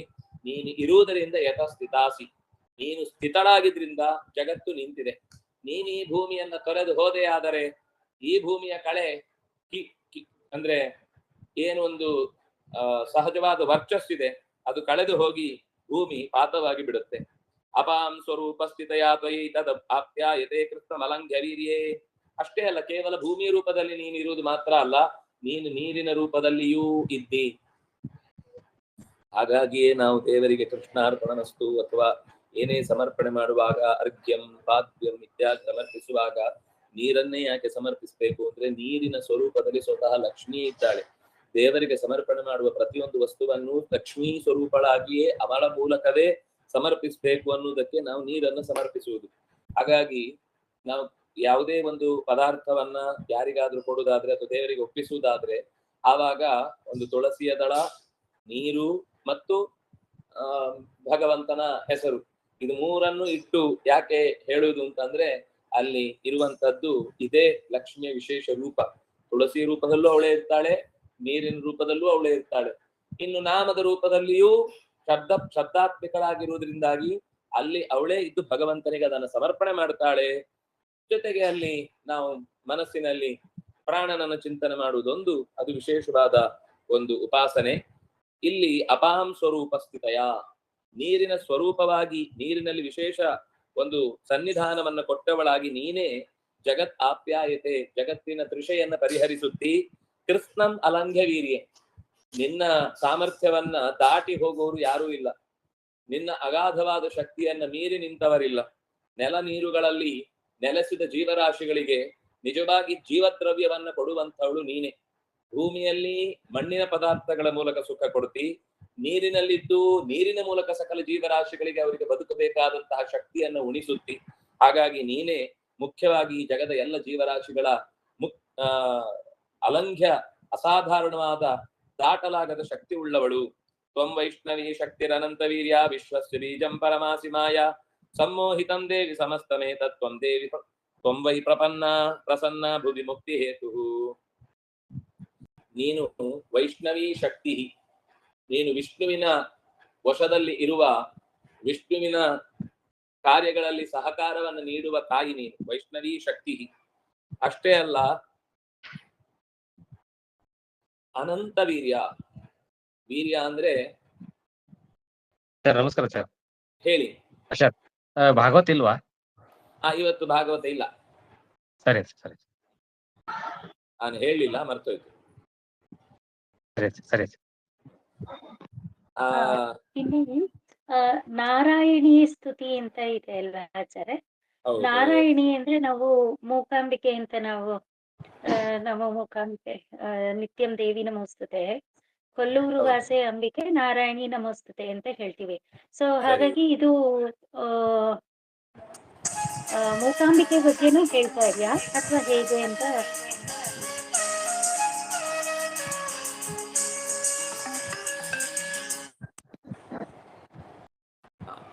ಮೂಕಾಂಬಿಕೆಯ ಬಗ್ಗೆ, ಮೂಕಾಂಬಿಕಾ ಅಂತ ಅನ್ನೋದು ಮತ್ತೆ ನೀವು ಅದನ್ನ ಯಾರು ಅಂತ ಸ್ಪಷ್ಟ ಕಲ್ಪಿಸಿಕೊಂಡ್ರೆ ಗೊತ್ತಾಗುತ್ತೆ. ಇಲ್ಲಿ ಇವಾಗ ಅದು ಅದೇ ಡೌಟ್ ನನ್ಗೆ ಆಚಾರ್ಯ. ಮೂಕಾಂಬಿಕೆ ಅಂದ್ರೆ ನಾರಾಯಣನ ಸ್ತ್ರೀ ರೂಪ ಅಂತ ಹೇಳ್ತಾರೆ, ಮೂಕಾಸುರನ್ನ ಕೊಂದವಳು ಅಂತ ಹೇಳ್ತಾರೆ. ಅದು ಲಕ್ಷ್ಮೀ ದೇವಿ ರೂಪನ ಅಥವಾ ಅದರಲ್ಲಿ ಮೂರು ದೇವಿ ಪಾರ್ವತಿ ದೇವಿ ದುರ್ಗಾದೇವಿನ ಸ್ಮರಣೆ ಮಾಡಬೇಕಾ ಹೇಗೆ ಅನ್ನೋದು ಅದು ಚಿಂತನೆ ಒಂದು ಸ್ವಲ್ಪ. ಸರಿ, ಇದು ನಾರಾಯಣ ಸ್ತುತಿ ಅಂದ್ರೆ ಲಕ್ಷ್ಮೀಯದ್ದೇ ರೂಪ ಮುಖ್ಯವಾಗಿ. ಆದ್ರೆ ನೀವು ಹೇಳಿದ ಹಾಗೆ ನಾರಾಯಣನ ಒಂದು ಸ್ತ್ರೀ ರೂಪವೂ ಕೂಡ ಲಕ್ಷ್ಮಿಯಲ್ಲಿ ಸೇರ್ಕೊಂಡಿದೆ. ಯಾಕೆಂದ್ರೆ ಅವಳು ಕೂಡ ಭಗವಂತನನ್ನು ಶರಣಾಗಿಯೇ ನಡೆಸೋಳಾದ್ರಿಂದಾಗಿ ಅವಳಲ್ಲೂ ನೆಲೆಸಿದ ಅಂತರ್ಯಾಮಿ ರೂಪ ಭಗವಂತನದ್ದೇ ಸ್ತ್ರೀ ರೂಪ. ಆದ್ರೆ ನಾವಿಲ್ಲಿ ಸ್ತುತಿ ಮಾಡುವಾಗ ಇಲ್ಲಿ ಬಂದ ಕಥೆ ಏನು ಅಂದ್ರೆ, ಗೌರಿಯ ಶರೀರದಿಂದ ಹೊರಕ್ಕೆ ಬಂದಂತಹ ಕಾತ್ಯಾಯಿನಿ ರೂಪ ಅದು ಲಕ್ಷ್ಮಿಯದ್ದೇ ರೂಪ. ಗೌರಿಗೆ ಏನೇನು ಅಂದ್ರೆ, ಈಗ ರುದ್ರದೇವರ ಮಡದಿಗೆ ಏನೇನು ಹೆಸರಿದೆಯೋ ಅದೆಲ್ಲವೂ ಲಕ್ಷ್ಮಿಯಲ್ಲೂ ಇದೆ. ಆದ್ರಿಂದಾಗಿ ಮತ್ತು ಲಕ್ಷ್ಮಿಗೆ ಇರುವ ಹೆಸರು ಯಾವುದು ಕೂಡ ಉಳಿದ ದೇವತೆಗಳಿಗೆ ಬರುವುದಿಲ್ಲ. ಆದ್ರಿಂದಾಗಿ ಇಲ್ಲಿ ಮುಖ್ಯವಾಗಿ ಸ್ತುತ್ಯರಾದವಳು ದುರ್ಗಾದೇವಿ ಅಂತನೂ ಸ್ತುತ್ಯರಾದವಳು ಸ್ವತಃ ಲಕ್ಷ್ಮೀದೇವಿಯೇ. ಆದ್ರೆ ಅವಳ ಬೇರೆ ಬೇರೆ ರೂಪಗಳನ್ನ ನೆನೆಸ್ತಾ ಇದ್ದಾರೆ. ಭೂರೂಪವಾಗಿ ಅವಳಿದ್ದಾಳೆ, ಶ್ರೀರೂಪವಾಗಿ ಅವಳಿದ್ದಾಳೆ, ದುರ್ಗಾ ರೂಪವಾಗಿದ್ದಾಳೆ. ಅದು ಉಳಿದ ಇಬ್ಬರಲ್ಲೂ ಸೇರಿದ ತನ್ನದೇ ರೂಪದ ಅಭಿವ್ಯಕ್ತಿಯನ್ನು ಮಾಡುತ್ತಿದ್ದಾಳೆ. ಅಂದ್ರೆ ಪಾರ್ವತಿಯಲ್ಲಿ ಸೇರಿದ ರೂಪವೇ ಒಂದು ಅವಳದ್ದಿದೆ, ಸರಸ್ವತಿಯಲ್ಲಿ ಸೇರಿದ ಒಂದು ರೂಪ ಅವಳದ್ದಿದೆ. ಆ ಎರಡೂ ಸ್ತ್ರೀ ರೂಪಗಳಲ್ಲಿ ಸೇರಿದ ಲಕ್ಷ್ಮಿಯ ರೂಪವನ್ನ ಲಕ್ಷ್ಮಿಯಲ್ಲೇ ಚಿಂತಿಸಿ ಮಾಡಬೇಕಾದ ಕ್ರಮವನ್ನ ಈ ಅಧ್ಯಾಯ ತಿಳಿಸ್ತಾ ಇದೆ. ಅಂದ್ರೆ ಕೃಷ್ಣ ಹುಟ್ಟೋಕ್ಕಿಂತ ಮುಂಚೆ ಒಂದು ದುರ್ಗಾದೇವಿ, ಅದು ಲಕ್ಷ್ಮೀ ದೇವಿ ಅಲ್ವಾ? ಹೌದು, ಅದು ಲಕ್ಷ್ಮೀ ದೇವಿಯೇ. ಆದ್ರೆ ದೇವರ ಆಜ್ಞೆಯಂತೆ ಲೋಕದ ವ್ಯವಸ್ಥೆಯಲ್ಲಿ ಆಕೆ ತಂಗಿಯಾಗಿ ಹುಟ್ಟಿದ್ದು. ಅಂದ್ರೆ ಇದು ಅವತಾರದಲ್ಲಿ ತಂಗಿಯಾಗಿ ಹುಟ್ಟಿದ್ದು. ಮೂಲ ರೂಪದಲ್ಲಿ ಆಕೆ ಮಡದಿಯೇ. ಆದ್ರೆ ಅವತಾರದಲ್ಲಿ ಬ್ರಹ್ಮಚಾರಿಣಿಯಾಗಿ ಕಾಣಿಸ್ಕೊಳ್ಬೇಕಾದ ಒಂದು ಉದ್ದೇಶ ಇತ್ತು. ಅದಕ್ಕೋಸ್ಕರ ಆ ದುರ್ಗಾ ರೂಪವನ್ನ ಪರಮಾತ್ಮನ ಆದೇಶದಂತೆ ಯಶೋದೆಯ ಗರ್ಭ ಸಂಭೂತೆಯಾಗಿ ಬರ್ತಾಳೆ. ಅದು ಅವತಾರದಲ್ಲಿ ಮಾತ್ರ ತಂಗಿ ಅಂತ ಕರೆಸ್ಕೊಳ್ಳುದು. ಮೂಲ ರೂಪದಲ್ಲಿ ಏನ್ ತಂಗಿಯಲ್ಲಿ ಈಗ ಗಂಡ ಹೆಂಡತಿ ಯಾವುದೋ ಒಂದು ನಾಟಕದಲ್ಲಿ ಪಾತ್ರ ಮಾಡುವಾಗ ಬೇರೆ ಯಾವುದೋ ಪಾತ್ರಕ್ಕೆ ಬಂದ್ರೆ ಹೆಂಡತಿ ಆದವಳು, ಅಲ್ಲಿ ಗಂಡನ ಪಾತ್ರ ಬೇರೆ ಇದ್ದಾಗ ಅದನ್ನ ಇಟ್ಕೊಂಡು ಆಮೇಲೆ ನಾವು ಅವರ ಗಂಡ ಹೆಂಡತಿ ಅನ್ನುವ ಸಂಬಂಧವನ್ನ ಅಲ್ಲಗಲಿತೇವಾ? Correct correct. ಓಕೆ, ಧನ್ಯವಾದ. ಸರಿ. ಸಮ್ಮೋಹಿತಂ ದೇವಿ ಸಮಸ್ತಮೇತತ್ ತ್ವಂ ವಿಶ್ವಸ್ಯ ಬೀಜಂ ಪರಮಾಸಿ ಮಾಯಾ. ನೀನು ಇಡೀ ವಿಶ್ವದ ಪ್ರತಿಯೊಂದು ವಸ್ತುವಿನ ಅಭಿವ್ಯಕ್ತಿಗೂ ಕಾರಣಳಾದವಳು. ಬೀಜ ಅಂದ್ರೆ ಅಭಿವ್ಯಕ್ತಿ ಕಾರಣೀಭೂತವಾದದ್ದು ಅಂತ ಅರ್ಥ. ಅಭಿವ್ಯಕ್ತಿ ಅಂದ್ರೆ ಮರೆಯಾಗಿದ್ದದ್ದು ಹೊರಗೆ ಕಾಣಿಸುವುದಕ್ಕೆ ಅನುಕೂಲ ಆಗುವಂತಹ ಸ್ಥಿತಿಯನ್ನ ತಂದುಕೊಡುವವಳು. ಅದು ಪ್ರಕಟವಾಗುವುದಕ್ಕೆ ಬೇಕಾದ ಶಕ್ತಿಯನ್ನ ತುಂಬುವವಳು. ಅದರಿಂದಾಗಿ ವಿಶ್ವಸ್ಯ ಬೀಜಂ ಪರಮಾ ಮಾಯ ಅಸಿ. ನೀನು ಪರಮಾತ್ಮನದ್ದೇ ಮಾಯೆ. ಪರನ ಮಡದಿ, ಪರನ ಮಡದಿಯಾದ ಮಾಯಾ. ಜ್ಞಾನವನ್ನ ಯಾಪಯತಿ, ಜ್ಞಾನವನ್ನ ಅಳಿಸುವವಳು. ದುರುಳರಿಗೆಲ್ಲ ಅರಿವನ್ನ ಬಾರದಂತೆ ತಡೆದು ಭಗವಂತನ ಕ್ರಿಯೆಯಲ್ಲಿ ಸಹಕಾರಿಣಿಯಾಗಿ ನಿಲ್ಲುವವಳಾದ್ರಿಂದಾಗಿ ಅವಳನ್ನ ಮಾಯಾ ಅಂತ ಕರೀತಾರೆ. ಸಮ್ಮೋಹಿತಂ ದೇವಿ ಸಮಸ್ತಮೇತತ್. ನೀನು ನಿನ್ನ ಶಕ್ತಿಯಿಂದ ಇಡೀ ಜಗತ್ತನ್ನ ಸಮ್ಮೋಹನಗೊಳಿಸಿದ್ದಿ. ತ್ವಂ ವೈ ಪ್ರಸನ್ನ ಭುವಿ ಮುಕ್ತಿ ಹೇತು. ನೀನು ಸಿಟ್ಟು ಮಾಡಿಕೊಂಡ್ರೆ ಎಲ್ಲರೂ ಮೋಹಿತರಾಗಿ ಸಂಸಾರದಲ್ಲಿ ಬೀಳ್ತಾರೆ. ನೀನು ಸಂತೋಷ ಪಟ್ಟು ಅವರನ್ನು ಉದ್ಧಾರ ಮಾಡ್ತೇನೆ ಅಂತ ಸಂಕಲ್ಪ ಮಾಡಿದ್ರೆ ಮುಕ್ತಿಗೆ ಬೇಕಾದ ಪರದೆಯನ್ನ, ಅಂದ್ರೆ ಅವರಿಗೆ ಮುಕ್ತಿಗೆ ಅಡ್ಡವಾಗಿದ್ದ ಪರದೆಯನ್ನ ಕಳಚಿ ಭಗವಂತನ ದರ್ಶನವನ್ನ ಮಾಡಿಸುವುದಕ್ಕೆ ಸಹಾಯವನ್ನ ಮಾಡ್ತಿ. ಅಂದ್ರೆ ದೇವರ ಆದೇಶಕ್ಕೆ ಸರಿಯಾಗಿ ಅವನ ಯೋಗ್ಯತೆಯನ್ನ ಗಮನಿಸಿ ಅವನ ಕಾಲಕ್ಕೆ ಅನುಕೂಲಕರವಾದಂತಹ ಸ್ಥಿತಿಯಲ್ಲಿ ಭಗವಂತನ ದರ್ಶನವನ್ನ ಮಾಡಿಸ್ತಾಳೆ. ಮುಕ್ತಿ ಹೇತು. ಮುಕ್ತಿ ಅಂದ್ರೆ ಸ್ವರೂಪದ ಸರಿಯಾದ ಅರಿವು. ಅದು ಉಂಟಾಗುವುದು ವಿಶೇಷವಾಗಿ ಲಕ್ಷ್ಮಿಯ ಸಹಕಾರದಿಂದ. ಷಡ್ವರ್ಗ ನಿಗ್ರಹ ನಿರಸ್ತ ಸಮಸ್ತ ದೋಷ ಧ್ಯಾಯಂತೆ ವಿಷ್ಣು ಋಷಯೋ ಯದಪಾಂಗಲೇಶಂ ಅಂತ ಆಶ್ರಿತ್ಯ ಯಾನಪಿ ಸಮೇತ್ಯ ನಯಾತಿ ದುಃಖಂ ಶ್ರೀರ್ಯತ್ ಕಟಾಕ್ಷ ಬಲವತಿ ಅಜಿತಂ ನಮಾಮಿ ಅಂತ ಆಚಾರ್ಯರು ಕೂಡ ಈ ಸ್ಥಿತಿಯನ್ನು ವರ್ಣಿಸ್ತಾರೆ. ಸಮಸ್ತ ಜೀವರಾಶಿಗೆ ಧ್ಯಾನದ ಸ್ಥಿತಿಗೆ ಕರೆದೊಯ್ದು ತಮ್ಮ ಸುತ್ತ ಕಾಡಬಹುದಾದ ಕಾಮ ಕ್ರೋಧ ಲೋಭ ಮೋಹ ಮದ ಮತ್ಸರಗಳೆಂಬ ದುಷ್ಟ ಕೂಟವನ್ನ ಅಥವಾ ಮಾಯಾ ಬಲೆಯನ್ನ ತರಿದು ಅವನಿಗೆ ಭಗವಂತನ ಕಡೆಗೆ ಧ್ಯಾನಕ್ಕೆ ಮನಸ್ಸು ತೆರಳುವುದಕ್ಕೆ ಬೇಕಿರುವ ಶಕ್ತಿಯನ್ನ ತುಂಬುವವಳು ಇದೇ ಮಾಯಾ ಸ್ವರೂಪದಲ್ಲಿರುವ ತಾಯಿ. ಸಮಸ್ತಂ ಏತಂ ಸಮ್ಮೋಹಿತಂ. ಎಲ್ಲವೂ ಇವತ್ತು ನಮಗೆ ಈ ಶರೀರವೇ ನಾನು ಅನ್ನುವ ಭ್ರಮೆಯಾಗಿರಬಹುದು, ಅಥವಾ ಕನ್ನಡಿಯ ಮುಂದೆ ನಿಂತು ನಾನು ದಪ್ಪನೋ ತೆಳ್ಳಗೋ ಕಪ್ಪಗೋ ಏನೋ ಒಂದು ಭಾವನೆ ನಮ್ಮಲ್ಲಿ ಬಂದು ಆ ವಸ್ತುವಿನಿಂದಲೇ ನಮ್ಮ ಬದುಕು ನಿಷ್ಠೆಯಾಗಿದೆ ಅಂತ ಭಾವಿಸಿ ಅದರ ಬಗ್ಗೆ ಚಡಪಡಿಸುವುದು ಒಂದಲ್ಲ, ಸಾವಿರಾರು ತರದ ಭ್ರಮೆಗಳು ನಮ್ಮ ಸುತ್ತ ನಮ್ಮನ್ನ ಅಡರಿಕೊಂಡಿದೆ. ಆ ಎಲ್ಲ ಅವ್ಯವಸ್ಥಿತವಾದ ಚಿತ್ತಕ್ಕೆ ಕಾರಣನಾದವಳು ಸಮಸ್ತಮೇತತ್ ಸಮ್ಮೋಹಿತಂ. ಸಮಸ್ತ ಜೀವರಾಶಿಗಳು ಅವಳ ಮೋಹಕ್ಕೆ ಒಳಗಾಗಿದೆ. ಯಾವಾಗ ಶರಣಾಗ್ತಾನೆ ಆಗ ಭಗವಂತನ ಕಡೆಗೆ ಮನಸ್ಸನ್ನ ಚಲಿಸುವಂತೆ ಮಾಡ್ತಾಳೆ. ನೀನೇ ಪ್ರಸನ್ನಳಾದ್ರೆ ಭುವಿ ಮುಕ್ತಿ ಹೇತು.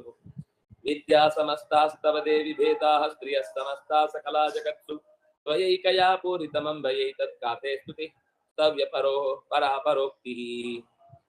ಇನ್ನು ಒಂದು ಸುಂದರವಾದ ನಮ್ಮ ಉಪಾಸನೆಗೆ ಬೇಕಿರುವ ಒಂದು ಸಂಗತಿಯನ್ನ ತಾಯಿಯ ಬಗ್ಗೆ ನಿರೂಪಣೆ ಮಾಡ್ತಾರೆ ದೇವತೆಗಳು. ವಿದ್ಯಾ ಸಮಸ್ತಾತ್ ತವ ದೇವಿ ಭೇದಾ, ಸಮಸ್ತ ವಿದ್ಯಾ ದೇವತೆಯಾಗಿ ನೀನು ನೆಲೆಸಿದ್ದಿ. ಸರಸ್ವತಿ ವಿದ್ಯಾದೇವತೆ ಹೌದು, ಆದ್ರೆ ಅವಳಲ್ಲಿ ವಿದ್ಯೆಯನ್ನ ತುಂಬಿಸುವ ಶಕ್ತಿಯಾಗಿ ವಿದ್ಯಾ ಸ್ವರೂಪಿಣಿಯಾಗಿ ನಿಂತಳು. ಯಾಕೆಂದ್ರೆ ಇವಳು ಶ್ರುತಿ ಅಭಿಮಾನಿನಿ ಅಲ್ವಾ. ಎಲ್ಲ ವಿದ್ಯೆಗಳು ಹುಟ್ಟಿದ್ದು ಶ್ರುತಿಯಿಂದಲೇ ಅಲ್ವಾ. ಅಂದ್ರೆ ವಿದ್ಯೆಗೆ ಲೋಕದಲ್ಲಿ ಅತ್ಯಂತ ಪ್ರಧಾನವಾದ ಅಭಿವ್ಯಕ್ತಿ ಕೊಡುವವಳು ಸರಸ್ವತಿ. ಆದ್ರೆ ಅವಳಲ್ಲಿ ನಿಂತು ಕೊಡಿಸುವವಳು ಇವಳೆ. ಅದಕ್ಕೆ ಇಲ್ಲಿ ಅವಳನ್ನು ಸ್ಪಷ್ಟವಾಗಿ ಸ್ತುತಿ ಮಾಡ್ತಾರೆ. ವಿದ್ಯಾ ಸಮಸ್ತಾ ತವ ದೇವಿ ಭೇದಾ ಸ್ತ್ರೀಯ ಸಮಸ್ತಾ. ಒಬ್ರಲ್ಲ, ವಿದ್ಯೆಗೆ ದೇವತೆಗಳು 100 ಜನ ಇದ್ದಾರೆ. 100 ವಿದ್ಯಾ ದೇವತೆಗಳಿಗೆ ಒಳಗಿನಿಂದ ಶಕ್ತಿ ತುಂಬುವವಳು ಇವಳೆ. ಸಮಸ್ತ ವಿದ್ಯಾ ದೇವತೆಗಳಿಗೆ ಬೇರೆ ಅಂದ್ರೆ ವಿದ್ಯಾ ದೇವತೆಗಳು ಭೇದಾಹ ಬೇರೆ ಬೇರೆ ಸ್ಥಿತಿಯಲ್ಲಿ ಇದ್ದಾರೆ.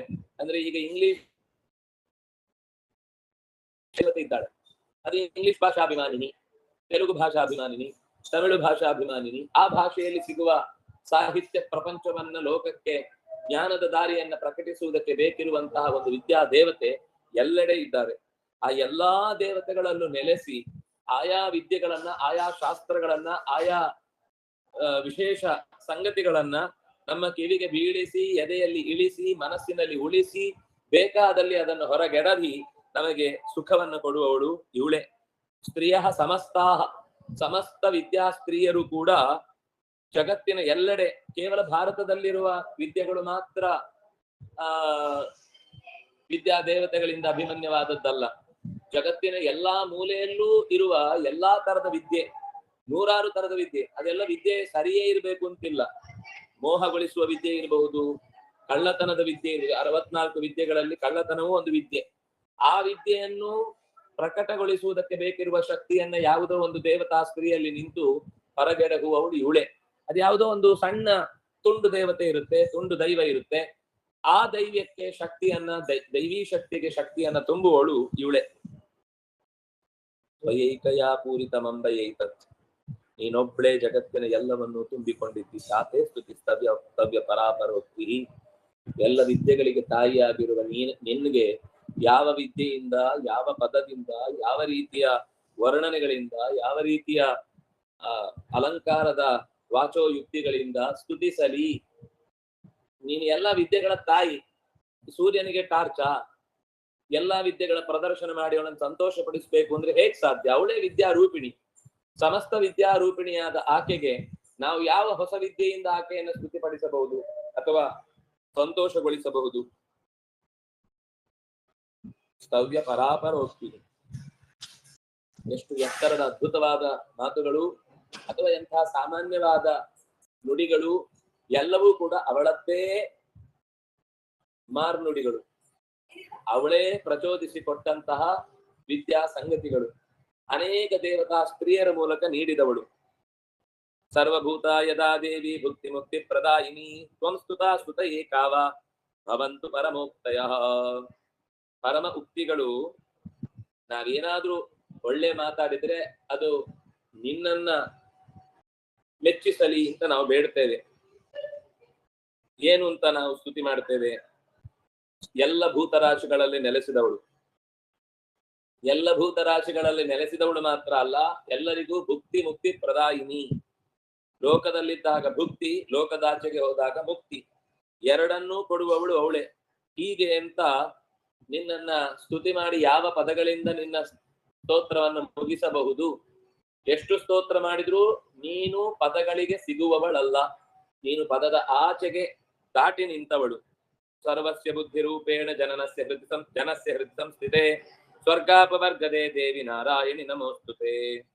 ಎಲ್ಲರ ಒಳಗೆ ಬುದ್ಧಿಯ ರೂಪದಿಂದ ನೆಲೆಸಿ ಅನೇಕ ಜೀವರಾಶಿಗಳ ಹೃದಯದಲ್ಲಿ ತುಂಬಿ ಅವರ ಎಲ್ಲಾ ನಿತ್ಯದ ಚಟುವಟಿಕೆಗಳನ್ನ ಪ್ರಚೋದಿಸುವಂತಹ ಶಕ್ತಿಯಾಗಿ ನಿಂತಿರುವ ಮತ್ತು ಆ ಚಟುವಟಿಕೆಗಳಿಂದ ಸ್ವರ್ಗ ಮತ್ತು ಅಪವರ್ಗ, ತಾತ್ಕಾಲಿಕವಾದ ಸುಖ ಮತ್ತು ಶಾಶ್ವತವಾದ ಸೌಖ್ಯ ಎರಡನ್ನೂ ಕೊಡುವುದಕ್ಕೆ ಬೇಕಿರುವಂತಹ ನಾರಾಯಣನ ಮಡದಿಯಾಗಿರುವ ಓ ತಾಯಿಯೇ, ನಿನಗೆ ದೇವಿಯೇ ನಮಸ್ತೆ ಸ್ತುತಿ ಮಾಡಿ ಕೈ ಮುಗಿದು ಕೈ ಎತ್ತಿ ಪ್ರಾರ್ಥಿಸಿ ನನ್ನನ್ನು ಒಪ್ಪಿಸಿಕೊಂಡಿದ್ದೇನೆ. ಸ್ವರ್ಗ ಮತ್ತು ಅಪವರ್ಗ ಎರಡು ಬೇರೆ ಬೇರೆ. ಸ್ವರ್ಗ ಅದಕ್ಕೆ ಅದು ಸ್ವರ್ಗ ಮತ್ತು ಅಪವರ್ಗಗಳನ್ನ ಕೊಡುವವಳೆ ಅಂತ ಎರಡನ್ನೂ ನೀಡುವವಳು. ಶಾಶ್ವತವಾದ ಸುಖವನ್ನ ಕೊಡುವುದು ಅಂದ್ರೆ ಭಗವಂತನಿಂದಲೇ ಕೊಡಿಸುವುದು. ಭಗವಂತನ ಹತ್ರ ರೆಕಮೆಂಡ್ ಮಾಡ್ತಾಳೆ, ಅವಳು ನೇರವಾಗಿ ಕೊಡ್ತಾಳೆ ಅಂತಲ್ಲ. ಅವರಿಬ್ರು ಚಿಂತನೆ ಮಾಡಿದ್ರೆ ಅದು ಅವಳಿಂದಾಗಿಯೇ ಬಂತು ಅಂತ ಲೆಕ್ಕ. ಅವಳು ಒಪ್ಕೊಂಡ್ರೆ ಇದೆ, ಅವಳು ಬೇಡ ಅಂದ್ರೆ ದೇವರು ಕೂಡ ಏನೋ ಪ್ರಾಬ್ಲಮ್ ಇದೆ. ಯಾಕೆಂದ್ರೆ ಅವಳು ದೇವರ ಮನಸ್ಸಿಗೆ ವಿರುದ್ಧವಾಗಿ ಎಂದೂ ನಡೆದುಕೊಂಡವಳಲ್ಲ.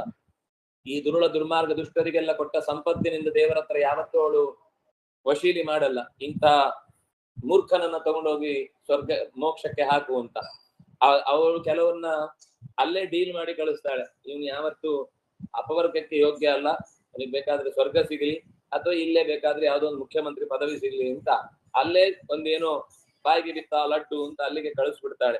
ಬಹಳ ಜನ ಲಕ್ಷ್ಮಿ ಏನು ಕಾಲು ಮುರಿದು ಅವನ ಮನೇಲಿ ಬಿದ್ದುಬಿಟ್ಟಿದ್ದಾಳೆ, ಏನ್ ಮಾಡುದು, ನಮಗೆ ಅಂತ ಸೌಖ್ಯ ಸಿಗುದಿಲ್ಲ, ಅವನ್ತರ ಆಗ್ಬಾರ್ದಿತ್ತ ನಮ್ಮ ಬದುಕು.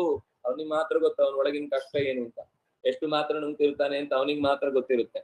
ಆದ್ರೆ ನಮ್ಗೆ ದೂರದಲ್ಲಿ ನೋಡುವವರಿಗೆ ಎಂತಹ ಸುಖವಾಗಿ ಜೀವನ ಕಳೀತಾ ಇದ್ದೇನೆ, ಅಧಿಕಾರ ಎಷ್ಟು ಆನಂದ ಕೊಡ್ತಾ ಇದೆ ಅಂತ ನಾವು ಭಾವಿಸ್ತಾ ಇರ್ತೇವೆ. ಆದ್ರೆ ಅವಳು ಕೊಡ್ಬೇಕಾದದನ್ನು ಯಾರಿಗೆ ಕೊಡ್ಬೇಕು, ಯಾವಾಗ ಕೊಡ್ಬೇಕು, ಹೇಗ್ ಕೊಡ್ಬೇಕು, ಎಷ್ಟು ಕೊಡ್ಬೇಕು, ಕೊಟ್ಟದ್ರಿಂದ ಅವನ ಬದುಕಿನಲ್ಲಿ ಏನೆಲ್ಲ ಬದಲಾವಣೆಗಳಾಗ್ತವೆ, ಆ ಬದಲಾವಣೆಯಿಂದ ಭಗವಂತನನ್ನು ಮರೀತಾನ ಅಥವಾ ಭಗವಂತನಿಗೆ ಹತ್ತಿರವಾಗ್ತಾನ, ಇದೆಲ್ಲವನ್ನ ತಿಳಿದೇ ಸಂಪತ್ತನ್ನ ತಾಯಿ ಎಲ್ಲ ಜೀವರಾಶಿಗಳಿಗೆ ಮಕ್ಕಳಿಗೆ ತತ್ತ ಕಾಲದಲ್ಲಿ ಕೇವಲ ಮನುಷ್ಯರಿಗೆ ಮಾತ್ರ ಅಲ್ಲ 84 ಲಕ್ಷ ತರದ ಜೀವಿಗಳಿಗೂ ಕೂಡ ಹೊಟ್ಟೆಗೆ ತಕ್ಕ ಕಾಲಕ್ಕೆ ಬೇಕಾದ ಅನ್ನವನ್ನ, ಕಿವಿಗೆ ಬೇಕಾದ ಸುದ್ದಿಯನ್ನ, ಕಣ್ಣಿಗೆ ಬೇಕಾದ ರೂಪವನ್ನ, ಬಾಯಿಗೆ ಬೇಕಾದ ರುಚಿಯನ್ನ, ಮೂಗಿಗೆ ಬೇಕಾದ ಪರಿಮಳವನ್ನ ತತ್ತತ್ ಕಾಲದಲ್ಲಿ ನೀಡುವ ತಾಯಿ ಆಕೆ. ಅಂಬಯಾ ಏತತ್, ತಾಯಿಯ ಸ್ವರೂಪದಲ್ಲಿ ನಿಂತು ಕೊಡುವವಳವಳು, ಮಕ್ಕಳನ್ನ ನೋಡಿಕೊಳ್ಳುವವಳವಳು. ಕಲಾ ಕಾಷ್ಠಾದಿ ರೂಪೇಣ ಪರಿಣಾಮ ಪ್ರದಾಯಿನಿ ವಿಶ್ವಸ್ಯೋ ಪರತೌ ಶಕ್ತಿಯೇ ನಾರಾಯಣಿ ನಮೋಸ್ತುತೆ. ಇನ್ನು ಕೇವಲ ಇಷ್ಟರವರೆಗೆ ವಸ್ತುಗಳನ್ನೆಲ್ಲ ಪರಿಚಯಿಸಿದ್ರೆ ಕಲಾ ಕಾಷ್ಠಾದಿ ರೂಪೇಣ, ಕಲೆಗಳು 15 ಸೇರಿ ಕಾಷ್ಠಗಳು 15 ಸೇರಿ ನಿಮೇಷಗಳು ಮತ್ತೆ 30 ಸೇರಿ ಒಂದು ವಿಗಳಿಗೆ ಅಂತ ಏನೋ ಈ ತರ ಅದರ ವಿವರಣೆ ಇದೆ. ಮತ್ತೆ ಅಂತಹ ಕಾಲದ ಸಣ್ಣ ಸಣ್ಣ ಕಣಗಳಿಗೂ ಕೂಡ ನಿಯಾಮಕಳಾಗಿ ನಿಂತವಳು ಅವಳೆ. ದೇವರು ಕಾಲೋಸ್ಮಿ ಲೋಕಕ್ಷಯಕೃತ್ ಪ್ರವೃತ್ತಃ ಅಂತ ಹೇಳ್ತಾನಲ್ಲ, ಅವನ ಮಡದಿ ಕಾಳಿ ಅಂದ್ರೆ ಕಾಲವನ್ನು ನಿಯಮಿಸುವವಳು ಹೌದು. ಹಾಗಾಗಿ ಅತ್ಯಂತ ಕಪ್ಪು ಬಣ್ಣದವಳು ಅನ್ನುವ ಒಂದು ಅರ್ಥ ಹೇಗೋ ಹಾಗೆ ಕಾಲ ಸ್ವರೂಪಳಾಗಿ ಕಲಾ ಕಾಷ್ಠಾದಿ ರೂಪೇಣ ಪರಿಣಾಮ ಪ್ರದಾಯಿನಿ. ಜಗತ್ತಿನಲ್ಲಿ ಕಾಲದಿಂದ ಒಂದು ಪಕ್ವತೆ ಬರುತ್ತಲ್ವಾ, ಮಳೆಗಾಲ ಕಳೆದು ಚಳಿಗಾಲ ಬರುವಾಗ ಒಂದು ಪ್ರಕೃತಿಯಲ್ಲಾಗುವ ಒಂದು ಹೊಸ ಬಟ್ಟೆ ತೊಟ್ಟ ರೂಪ, ಅಥವಾ ಬೇಸಿಗೆ ಕಳೆಯುವಷ್ಟರಲ್ಲಿ ಮತ್ತೆ ಮಳೆಗಾಲದಲ್ಲಿ ಪ್ರಕೃತಿಯಲ್ಲಿ ಆಗುವ ಬದಲಾವಣೆಯ ಪರಿಣಾಮಗಳಿಗೆ ಕಾರಣಲಾದವಳು ಆಕೆನೆ. ಅಂಥ ಪರಿಣಾಮ ಪ್ರದಾಯಿನಿ, ಪರಿಣಾಮಗಳನ್ನ ಕೊಡುವವಳು, ಕಾಯಿದ್ದ ಹಣ್ಣಿಗೆ ಬಣ್ಣ ಕೊಟ್ಟವಳು, ಕಾಯಿದ್ದ ಹಣ್ಣಿಗೆ ರುಚಿ ಕೊಟ್ಟವಳು, ಕಾಯಿದ್ದ ಹಣ್ಣಿಗೆ ಮೆತ್ತನೆಯ ಭಾವವನ್ನಿತ್ತವಳು, ಕಾಯಿದ್ದ ಹಣ್ಣಿಗೆ ಒಳಗಿನಿಂದ ಮುಂದೆ ಸೃಷ್ಟಿಯಾಗಬೇಕಿರುವ ಬೀಜದ ವ್ಯವಸ್ಥೆಯನ್ನು ತುಂಬಿಸಿದವಳು. ಅಹಂ ಬೀಜ ಪ್ರದಪಿತಾ ಅಂತ ಅವನು ಹೇಳಿಕೊಂಡ. ಹಿಂದೆ ಇವರು ಸ್ತೋತ್ರ ಮಾಡುವಾಗ್ಲೂ ವಿಶ್ವಸ್ಯ ಬೀಜಂ ಪರಮಾಸಿ ಮಾಯಾ ಅಂತ ಸ್ತೋತ್ರ ಮಾಡಿದ್ರು. ಹೀಗೆ ಸಕಲ ಜೀವರಾಶಿಗಳ ಪರಿಣಾಮಗಳನ್ನ ಬದಲಾಯಿಸುವವಳು, ಕೊಡುವ ಸೌಖ್ಯವನ್ನ ಅರ್ಥ ಮಾಡಿಸುವವಳು, ಸರ್ವಸ್ಯೋ ಭರತೋ ಶಕ್ತೇ. ಜೀವರಾಶಿಗಳನ್ನೆಲ್ಲರವನ್ನು ಕೊನೆಗೆ ಭಗವಂತನ ಹೊಟ್ಟೆಗೆ ಹಾಕುವುದರಲ್ಲಿ ಎಲ್ಲವೂ ಅವಳಲ್ಲಿ ಲಯವಾಗುತ್ತೆ ಅಂತ ಪ್ರಕೃತಿ ಕೋಪಗೊಂಡ್ರೆ ಮುನಿದ್ರೆ ಎಲ್ಲವೂ ಕ್ಷಣ ಮಾತ್ರದಲ್ಲಿ ನಿರ್ನಾಮವಾಗುತ್ತೆ. ನಿರ್ನಾಮವಾಗುವುದು ಎಲ್ಲಿಗೆ? ಭಗವಂತನ ಶರೀರದೊಳಗೆ ಸೇರ್ಲಿಕ್ಕೆ. ಹಾಗಾಗಿ ಸಕಲ ಜೀವರಾಶಿಗಳ ಉಪರತಿ ಅಂದ್ರೆ ಮುಕ್ತಾಯ, ಶಾಂತ ಸ್ಥಿತಿ, ನೆಮ್ಮದಿಯ ಸ್ಥಿತಿ, ನಿದ್ದೆಯ ಸ್ಥಿತಿ, ಎಲ್ಲ ಪ್ರಳಯದ ಸ್ಥಿತಿ. ಈ ವಿಶ್ವಸ್ಯ ಉಪರತವು, ಇಡೀ ವಿಶ್ವವನ್ನ ಪ್ರಳಯದ ಸ್ಥಿತಿಗೆ ಪ್ರಕೃತಿ ಎಳ್ಕೊಂಡು ಹೋಗುವುದರಲ್ಲಿ ಶಕ್ತಳಾಗಿದ್ದಾಳೆ. ಅಂತಹ ನಾರಾಯಣಿಗೆ ನಮೋಸ್ತುತೆ. ಸರ್ವಮಂಗಲ ಮಾಂಗಲ್ಯೆ ಶಿವೆ ಸರ್ವಾರ್ಥ ಸಾಧಿಕೆ ಶರಣ್ಯೆ ತ್ರ್ಯಂಬಕೆ ಗೌರಿ ನಾರಾಯಣಿ ನಮೋಸ್ತುತೆ. ಶ್ಲೋಕ ಬೇರೆ ಕಡೆನೂ ಬಂದಿರಬಹುದು ದೇವಿ ಅಂತ, ಆದ್ರೆ ಈ ಸ್ತುತಿ ನಾರಾಯಣಿ ಸ್ತುತಿಯಲ್ಲಿ ಬಂದದ್ದು. ನಾರಾಯಣಿ ಅಂದ್ರೆ ಅದು ಭಗವಂತನ ಮಡದಿ ಅನ್ನೋದು ಸ್ಪಷ್ಟ. ಆದ್ರೆ ಡೌಟ್ ಏನಂದ್ರೆ ಗೌರಿ ಅಂತ ಸಂಬೋಧನೆ ಇದೆಯಲ್ವಾ ಅಂತ. ಗೌರ ಅಂದ್ರೆ ಬಿಳಿ, ಇವಳ ರೂಪಕ್ಕೂ ಬಿಳಿ ರೂಪ ಇದೆ. ಇವಳು ಕಾಳಿಯೂ ಹೌದು ಗೌರಿಯೂ ಹೌದು. ಲಕ್ಷ್ಮಿಯ ಗೌರಿ ಅನ್ನುವ ರೂಪದಿಂದಾಗಿ ಅವಳಿಗೆ ಗೌರಿ ಎನ್ನುವ ಹೆಸರು ಬಂತು. ಲಕ್ಷ್ಮಿಯ ಕಾಳಿ ಎನ್ನುವ ರೂಪದಿಂದಾಗಿ ಪಾರ್ವತಿಗೂ ಕಾಳಿ ಅಂತ ಹೆಸರು ಬಂತು. ಆದ್ರೆ ಮೂಲತಃ ರೂಪ ಅದು ಭಗವಂತನದ್ದೇ. ಅದಕ್ಕೆ ಕಲಾಕಾಷ್ಠಾದಿ ರೂಪದಿಂದ ಕಾಳಿಯಾಗಿದ್ದಾಳೆ, ಗೌರಿ ಎನ್ನುವ ಶಬ್ದದಿಂದ ಗೌರಿಯಾಗಿದ್ದಾಳೆ. ತ್ರಿಯಂಬಕೆ ಹೌದು, ಇವಳಿಗೆ 3 ಕಣ್ಣು ಇರುವುದರಿಂದನೇ ಅವಳಿಗೂ 3 ಕಣ್ಣು. ಶರಣ್ಯೆ, ಯಾರು ಶರಣಾಗತರಾಗ್ತಾರೋ ಅವರನ್ನು ರಕ್ಷಿಸುವವಳು. ಸರ್ವ ಮಂಗಲಗಳಿಗೆ ಮಾಂಗಲ್ಯವನ್ನ ತುಂಬಿಸುವವಳು. ಮಂಗಲ ಪದಾರ್ಥಗಳು ಅಂತ ಏನೇನಿದೆ ಜಗತ್ತಿನಲ್ಲಿ ಆ ಎಲ್ಲ ಮಂಗಲಗಳಿಗೆ ಮಂಗಲ ರೂಪವನ್ನು ಕೊಟ್ಟವಳು ಅವಳೇ. ಮಂಗಲಾನಾಂಚ ಮಂಗಲಂ ದೈವತಂ ದೇವತಾನಾಂಚ ಭೂತಾನಾಂ ಯೋ ವ್ಯಯ ಪಿತಾ. ಸಹಸ್ರನಾಮದ ಆರಂಭದ ಮಾತುಗಳಲ್ಲಿ ಯಾವುದನ್ನ ನಾನು ಜಪಿಸಬೇಕು ಅಂತ ಯುಧಿಷ್ಠಿರ ಪ್ರಶ್ನೆ ಕೇಳಿದಾಗ ಎಲ್ಲ ಮಂಗಳಗಳಿಗೂ ಮಂಗಳ ನೆನೆಸಿದ ನಾರಾಯಣನ ಚಿಂತನೆಯನ್ನು ಮಾಡಬೇಕು ಅಂತ ಹೇಳಿದ ಹಾಗೆ ಈಕೆಯೂ ಕೂಡ ಸರ್ವ ಮಂಗಲಗಳಿಗೂ ಮಾಂಗಲ್ಯವನ್ನ ತರುವವಳು. ಯಾಕೆಂದ್ರೆ ಅವಳು ಪರಮ ಮಂಗಳ ಸ್ವರೂಪೆ. ಯಾರು ಪರಮ ಮಂಗಳೆಯೋ ಅವಳು ಮುಟ್ಟಿದ್ದೆಲ್ಲ ಮಂಗಳವಾಗುತ್ತೆ. ಹಾಗಾಗಿ ಶಿವೆ ಅಂದ್ರೆ ಶುದ್ಧಳು ಅಂತ ಅರ್ಥ. ಶಿವ ಅನ್ನುವ ಶಬ್ದಕ್ಕೆ ಶಿವ ಅಂತ ಮಾತ್ರ ಅರ್ಥ ಅಲ್ಲ, ಶಿವ ಅನ್ನೋದು ಪರಮ ಮಂಗಳ ಅನ್ನುವ ಅರ್ಥದಲ್ಲಿಯೂ ಇದೆ. ಅತ್ಯಂತ ಶುದ್ಧವಾದದ್ದು ಅಂತಿದೆ. ಮತ್ತು ಆನಂದವನ್ನು ನೀಡುವಂಥದ್ದು. ಶಂ ವಾತಿ, ಶಿಂ ವಾತಿ, ಅತ್ಯಂತ ಹೆಚ್ಚು ಸುಖವನ್ನ ಕೊಡುವವಳು ಅಂತ. ಸರ್ವಾರ್ಥ ಸಾಧಿಕೆ, ಎಲ್ಲಾ ಪ್ರಕೃತಿಯ ಅರ್ಥಗಳನ್ನು ಸಾಧಿಸಿ ಕೊಡುವವಳು. ಅವಳನ್ನು ಕೇಳಿದ್ರೆ ಸಿಗದ ಸುದ್ದಿ ಇಲ್ಲ, ಸಿಗದ ಸಂಗತಿ ಇಲ್ಲ, ಏನ್ ಬೇಕು ಎಲ್ಲ ಸಿಗುತ್ತೆ. ಹಾಗಾಗಿ ಸರ್ವಾರ್ಥ ಸಾಧಿಕೆ ನಾರಾಯಣಿ ನಮೋಸ್ತುತೆ. ಓ ನಾರಾಯಣಿ ದೇವಿಯೇ, ನಿನಗೆ ಅನಂತ ನಮನಗಳು. ಹೀಗೆ ಹಲವು ಮುಖಗಳಲ್ಲಿ ಈ ಸ್ತೋತ್ರ ಮುಂದೆ ತೆರೆದುಕೊಳ್ಳುತ್ತೆ. 11ನೇ ಅಧ್ಯಾಯದ 10 ಶ್ಲೋಕಗಳನ್ನು ನಾವು ನೋಡಿದ್ದಾಯಿತು. ಮತ್ತೆ ಮುಂದೆ ಭಗವಂತನ ಜೊತೆಗೆ ಅವನ ಅನೇಕ ರೂಪಗಳಿಗೆ ಸಹಕಾರಿಣಿಯಾಗಿ ಏನೇನು ಕೆಲಸಗಳನ್ನು ಮಾಡುತ್ತಾಳೆ ಅನ್ನೋದನ್ನ ಮುಂದಿನ ಪದ್ಯಗಳು ನಿರೂಪಣೆ ಮಾಡುತ್ತಾರೆ. ನಾಳೆ ಈ ಪಾಠ ಇರುವುದಿಲ್ಲ, ನಾಳಿದ್ದು ಹೇಗೂ ಪಾಠ್ಯ. ಮತ್ತೆ ನಾವು ಸಿಗುದು ಮುಂದಿನ, ಅಂದ್ರೆ ಈ ಪಾಠಕ್ಕೆ ಮುಂದಿನ ಶನಿವಾರ ಸಿಗ್ತೇವೆ. ನಾಳೆ ಬೆಳಿಗ್ಗೆ ಪಾಠ ಇರುತ್ತೆ, ಸಂಜೆ ಪಾಠ ಇರುವುದಿಲ್ಲ. ನಾಳೆ ಸಂಜೆ ಪಾಠ ಯಾವುದೂ ಇರಲ್ಲ. ಶ್ರೀ ಹರಿಪ್ರಿಯತಾಂ ಶ್ರೀ ಕೃಷ್ಣಾರ್ಪಣಮಸ್ತು.